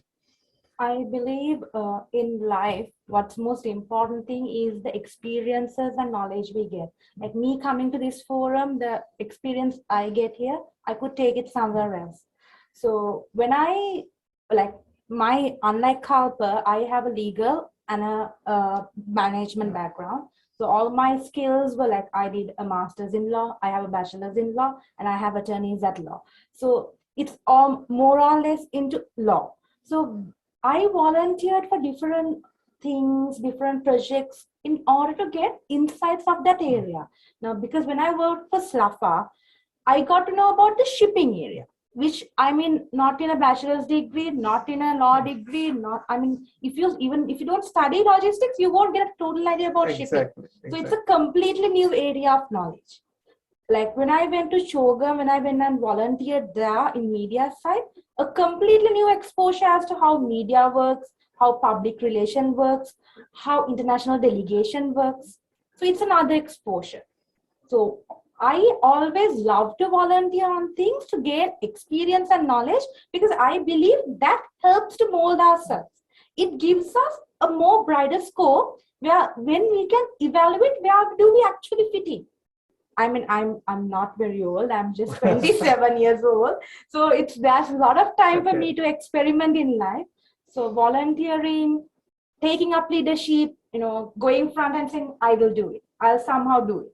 I want to be a part of this. Had really helped me to build up a lot of networks, meet a lot of people, eminent people in the industries, and then also given me thoughts as to what to do. Now I'm in a process of studying a language. And then, I want to study immigration law. It's just because... I hope it's not Chinese, eh? Yes, it is. So it's because Mandarin. When you go to that society, you see what are the gaps. What is happening. Yeah. So then you know what you have to polish in yourself to fit in there and fulfill that gap. I think that is what we As I think management, which leads me to the next question, which is about sharpening your soft skills in today's workplace. I think that's what you are referring to. All this yes, in a way contributes to improve your soft skills, which also evolves with time and with all this technology that comes into place. Kalpa, would you like to add something with that? Like how important is soft skills in today's context? Yeah. So if anyone thinks that just having technical knowledge is good enough for you to be successful, that is, I would say, a recipe for disaster. Soft skills is something really, really important. I can't stress enough the importance of it. Now in the university, I was able to gain certain soft skills. Now I was a student delegate of a university celebration. Then I was a team member of organizing an employer forum. So we all have small teams. Where when there is a group assignment or a presentation, yes, there is a small team, and we stick to have the same team. So I was having such a team, and I was kind of leading that for 2.5 years. So I have done a lot of presentations. So all those opportunities has given me a lot of skills, communication skills, problem solving skills, interpersonal skills, so decision making. So likewise, lot of skills. As skills are transferable, you can go and apply the same skill in the office context too. Maybe at a different level, but so it is very important to make use of opportunities available in the university, especially things like this. When you are organizing it, only you get to know the issues, the conflicts that are coming, the negotiation skills required to talk and get things done. So if you have those skills, then you will be able to be successful in your role. Actually, I have seen people who are only having, they have a lot of technical skills. They are very good at the accounting, let's say the standards and audit standards, all that, but they don't know how to behave. They don't have the emotional intelligence. So that will hinder their progression. So it is really, really important to have soft skills. Both of you complete the degrees time apart, almost, I think, decade. I think Kalpa in 2011 and Ishana in 2019, almost 8 years. So let's keep it as a decade. So probably you would have different experience with regard to the curriculum of the BCom degree and the internships. So you would like to have some insights. What do you think for the curriculum and where we can improve more, and what kind of things that we can look at? Ishana, would you like to go on that? Yes, when it coming to the curriculum, I would like to see more of, when it comes to examination papers, rather testing the knowledge we have, I would like to see questions where you have to critically write on things. You explain a theory, maybe we have to give the opportunity for the student to write beyond the theory, the flaws, the development, the evolution, the loopholes of the theories. So that would actually develop the skill of critical thinking. That would be really helpful in the next level on studies. Also, as professional studies, I would like to see case studies. I think I went through that in my studies at university. I would love to see case studies coming into place where the students will be tested in situations. And these questions should also try to evaluate the emotional intelligence as well as theoretical intelligence. For example, now when we go to a interview, they have a set of questions that actually evaluates your attitudes and your social skills. Yes. So rather testing out, if it's a case study, rather giving you an idea as to how you are going to solve it, what is your approach? How would you see this? Yes. Is it a chaotic situation? I mean, what Yeah, I'm taking the exactly, example. exactly. So chaotic or a complex At least we situation. have an opinion and, Yes. and support that opinion with certain logical arguments. Yes. Sometimes we feel that's not there, or we don't have enough time to do that. And some students, although they are for some reason they don't want to share it. So I think it's a very important aspect. One side you get them to critically think, and second, and share that view in a way that doesn't matter whether others disagrees with them, but at least to present your case. Yeah. Okay. I mean, stand on your own opinion and justify it. And also, I would like to see more things like business simulation we had in the final year. More practical aspects come into play, where you develop a product, you sell a product. Things like that would coming into curriculum from the very first stages. I mean, that would actually help to build and mold your personality, and also it actually supports us in our day-to-day lives. And also the avenues should be open up. Okay. What do you mean by avenue should be open? I mean, when like in our degree we covers everything. Marketing, finance, at IT, everything. Okay. So I mean, when we study the degree, we should have projects, things like that, so that they will not go to one area thinking they're management degree holders. Okay. So that they will see there are more opportunities out there for you to go and explore. Okay. Kalpa, would you like to add? Yeah, what she said was correct.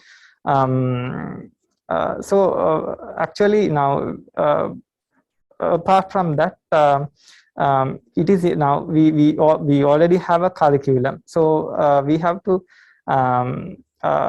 see how we can use it effectively. It doesn't, you might have the best plan in the world, but if you are not implementing it properly, then there is no point. So I feel we are there, we have the right curriculum. The importance is the involvement of the undergraduates. If what we can do is we can take the horse to the water, but we can't make it drink the water.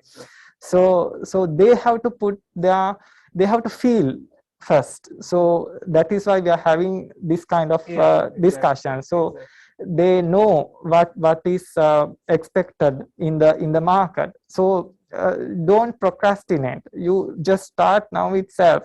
It's not too late. Yes. If you start now, definitely you will be able to you improve your emotional intelligence, your soft skills required. If you gather those the tools that required to enhance your capabilities, to enhance the leadership, I feel they will be able to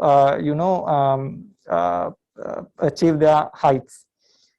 Which again takes me to the last question.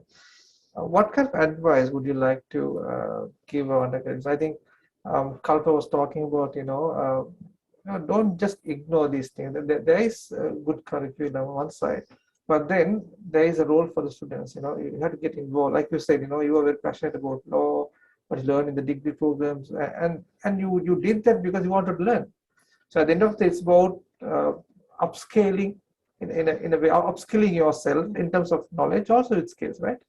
Any particular advice?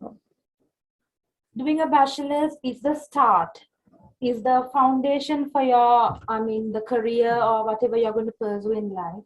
And it gives you the fundamentals for different aspects in life. So my advice is, if you have a weakness, if you feel you're not good in something, you're good, bad, or you're not strong in something, use this time in university to develop your skills. For example, I was involved in debating, public speaking, announcing, whatever. Yes, how often did you win debate competitions? I won all the debate competitions I ever participated. And the aftermath was that they almost banned us from entering for competitions because commerce was winning right throughout, I think 3 or 4, and they had to put a clause saying previous teams could not participate because they were the ones who were. And they actually put a ban that I specifically could not participate because I was a winning captain, the best player continuously throughout the years. So laws were changed because the department was winning continuously. So yeah. So what I always want to say is take these 4 years to do what you can't do. I was actually so computer illiterate when I joined the university. I actually learned my PPT when I wanted to do a presentation in this university because I was always a paper and a book person. So use the time you have here, develop your skills, look at the avenues, use your knowledge and look at the avenues and try to always create a different value proposition for yourself. I mean, always remember, a person had a dream to go to the moon. That is why we went to the moon. If you have a dream in life, make sure achieve it how hard it gets. And if you do something, if you're doing something, do your best because it's always worth giving your hardest attempts because at the end of the day, you could sit back, watch, and then rejoice saying, I did it. So everybody out there, like Mallis and Nangis, it's your time. You are just starting your career. You're just finishing your studies, or maybe you're just starting your studies. This is the time you can improve. This is the time you can experiment. This is the best days of your life. So never settle. Start exploring. Look for avenues. There's a whole lot out there. Just don't follow what others do. I mean, create your own path, and then you could stand unique. Kalpa, would you like to add something? Yes, what she said was very correct. If I am to add something to that, something I have seen in most people nowadays is the instant gratification. They have done degrees, they have done professional qualifications. So they might be working for like 3 to 6 months and saying that I did not get any opportunity. So what I feel is this instant gratification has is the problem. So what they, because for the company to give an opportunity for them to come to the office itself is an opportunity given. So they have to make use of the opportunities because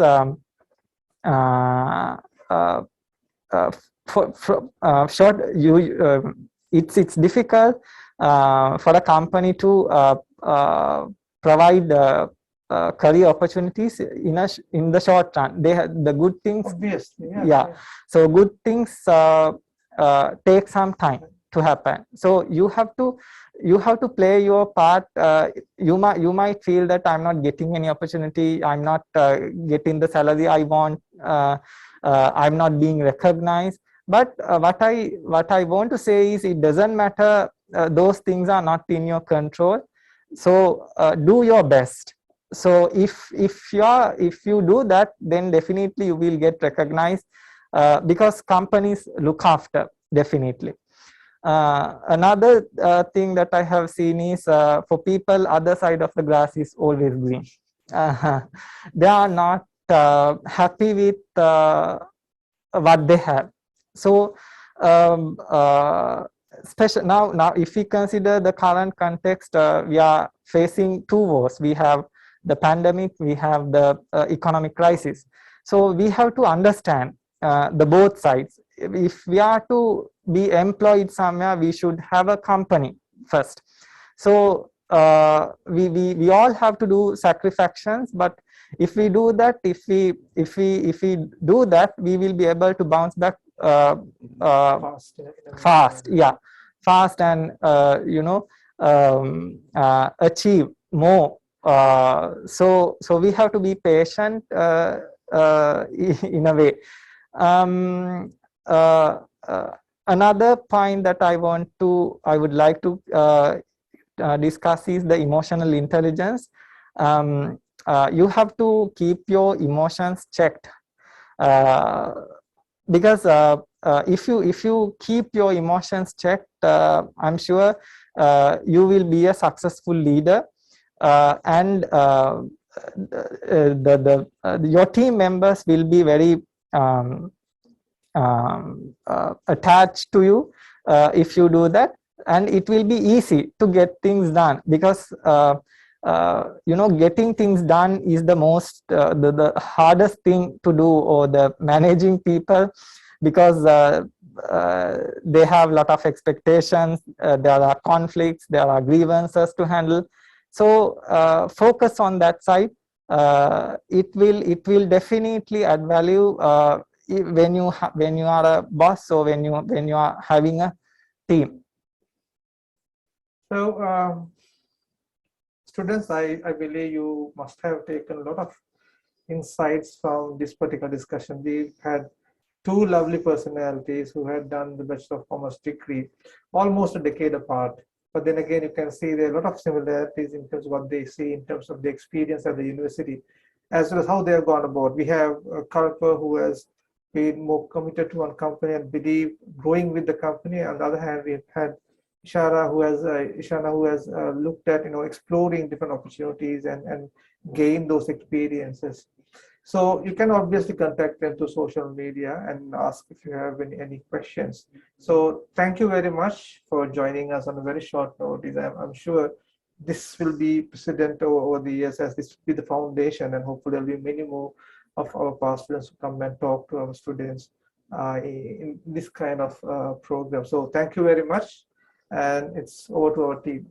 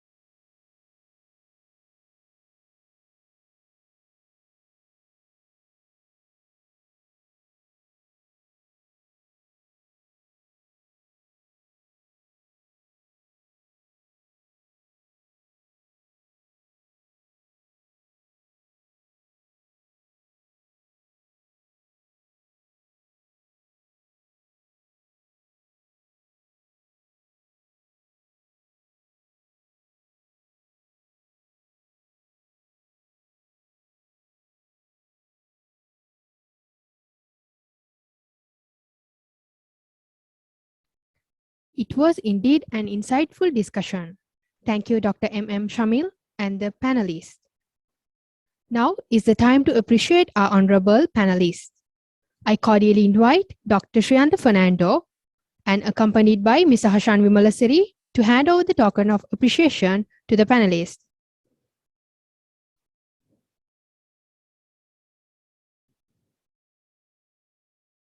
First, I would like to invite Mr. Kalpa Sahabandu to accept the token of appreciation before leaving the stage.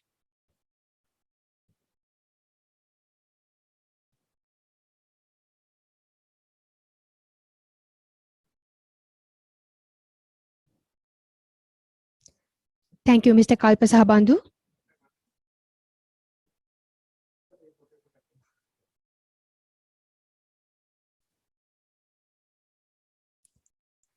Now I would like to invite Ms. Ishana Wijesekara to accept the token of appreciation before leaving the stage.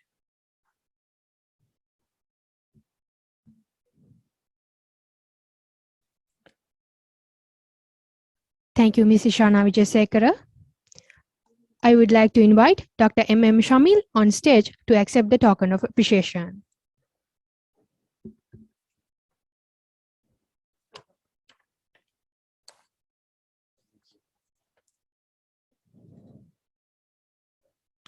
Thank you, sir.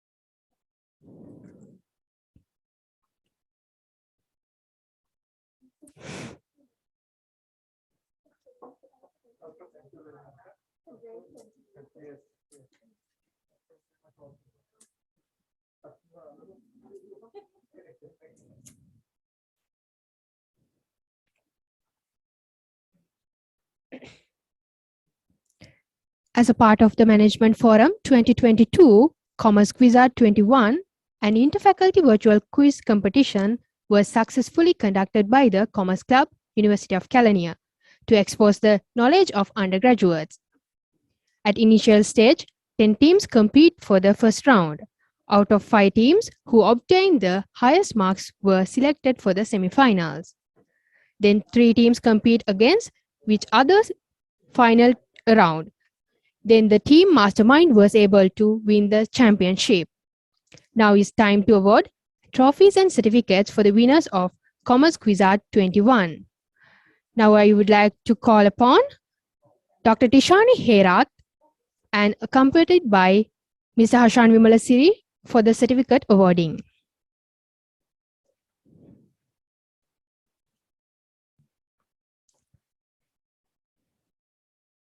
Now let's invite the members of Team Mastermind, the champions of the Commerce Quizard 21, to accept the certificates. V. IKEA,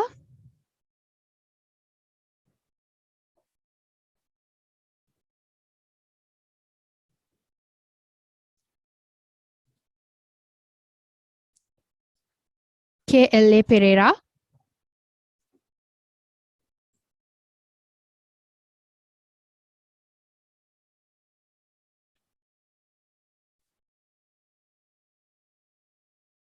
PB Akash.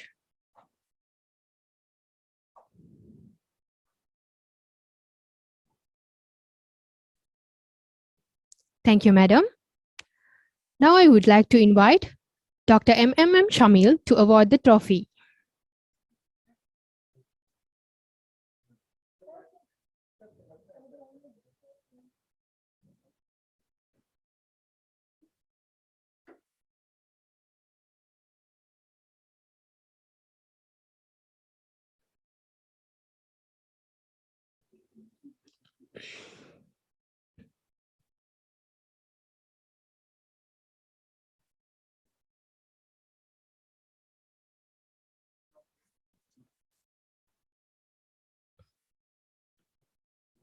Now you can get the trophy.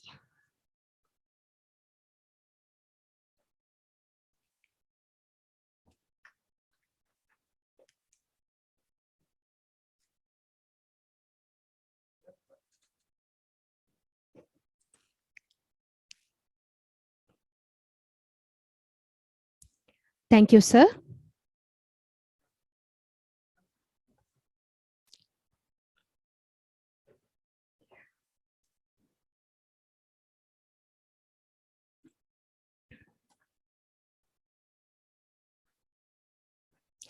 Ladies and gentlemen, now we have reached end of this grand event.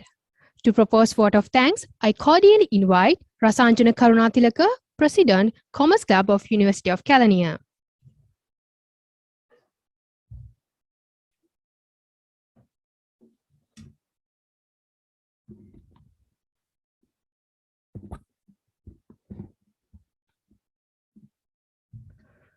Thank you, Shani. Good evening, all. Dr. P.N.D. Fernando, Dean, Faculty of Commerce and Management Studies. Dr. M.M.M. Shamil, Head, Department of Commerce and Financial Management. Professors, senior lecturers, invited guests, and my dear friends. I'm very honored to be one of delivering the vote of thanks on behalf of the Commerce Club in today's gathering. I would like to thank all of you for the priceless effort that you have provided to make this event a success. First and foremost, I would like to thank our chief guest, Dr. P.N.D. Fernando, Dean, Faculty of Commerce and Management Studies, for sparing his valuable time to grace this event. Also, I would like to express my sincere gratitude to Dr. M.M.M. Shamil, Head of the Department of Commerce and Financial Management, for all your support and guidance extended to us in making this event a success. A special thank goes to our keynote speaker, Ms. Seroshi D, Nandasiri, Founder and Chair, Women International Foundation, Strategic Planning Consultant for SMEs. You made our session more valuable and interesting. It is an honor to have you with us today. And on behalf of the club, I would like to thank our very own panelists, Mr. Kalpa Sahabandu and Ms. Ishana Wijesekara, for taking your valuable time out of the consenting to be the panelist. I extend a special thanks to Dr. Tishan Herat, coordinator of the Commerce stream, for guiding us throughout the process.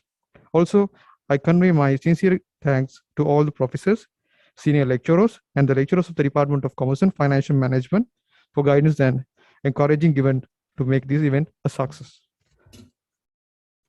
Also, I would like to thank Mr. Sajid Rana Singh, Senior Treasurer of the Commerce Club, Mr. Ishana Wijesekara, Lecturer, Mr. Kalhara Gunatunga, Assistant Lecturer, Ms. Dulli Gunaratna, Assistant Lecturer, Mr. Prasanna Lakmal, Assistant Lecturer, Mr. Dinuka Kanangara, Assistant Web Manager at University of Kelaniya, for their contribution to this event in different capacities.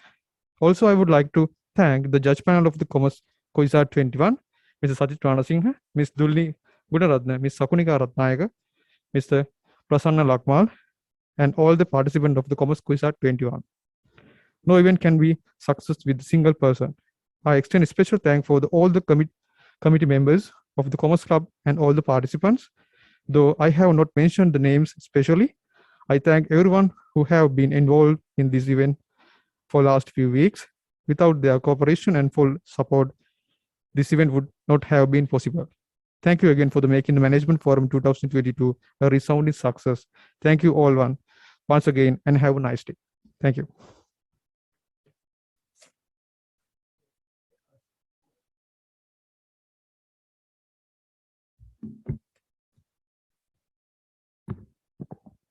Thank you, Rasanjana. Winston Churchill once said, "Success consists of going failure to failure without loss of enthusiasm. Therefore, never give up and don't be afraid to fail."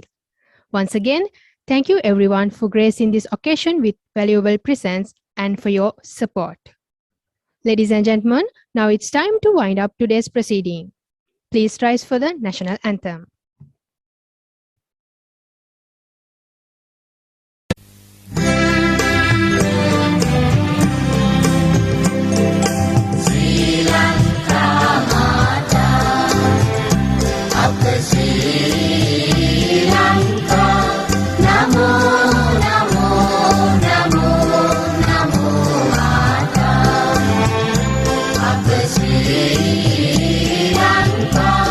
Namo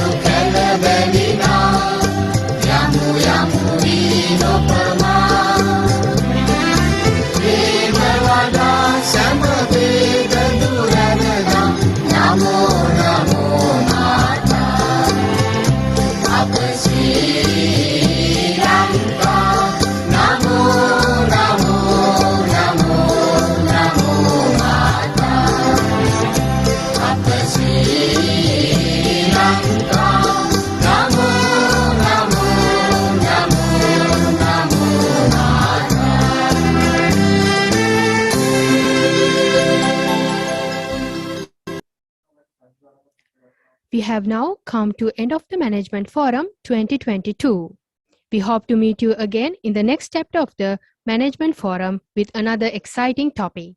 Thank you and have a good night.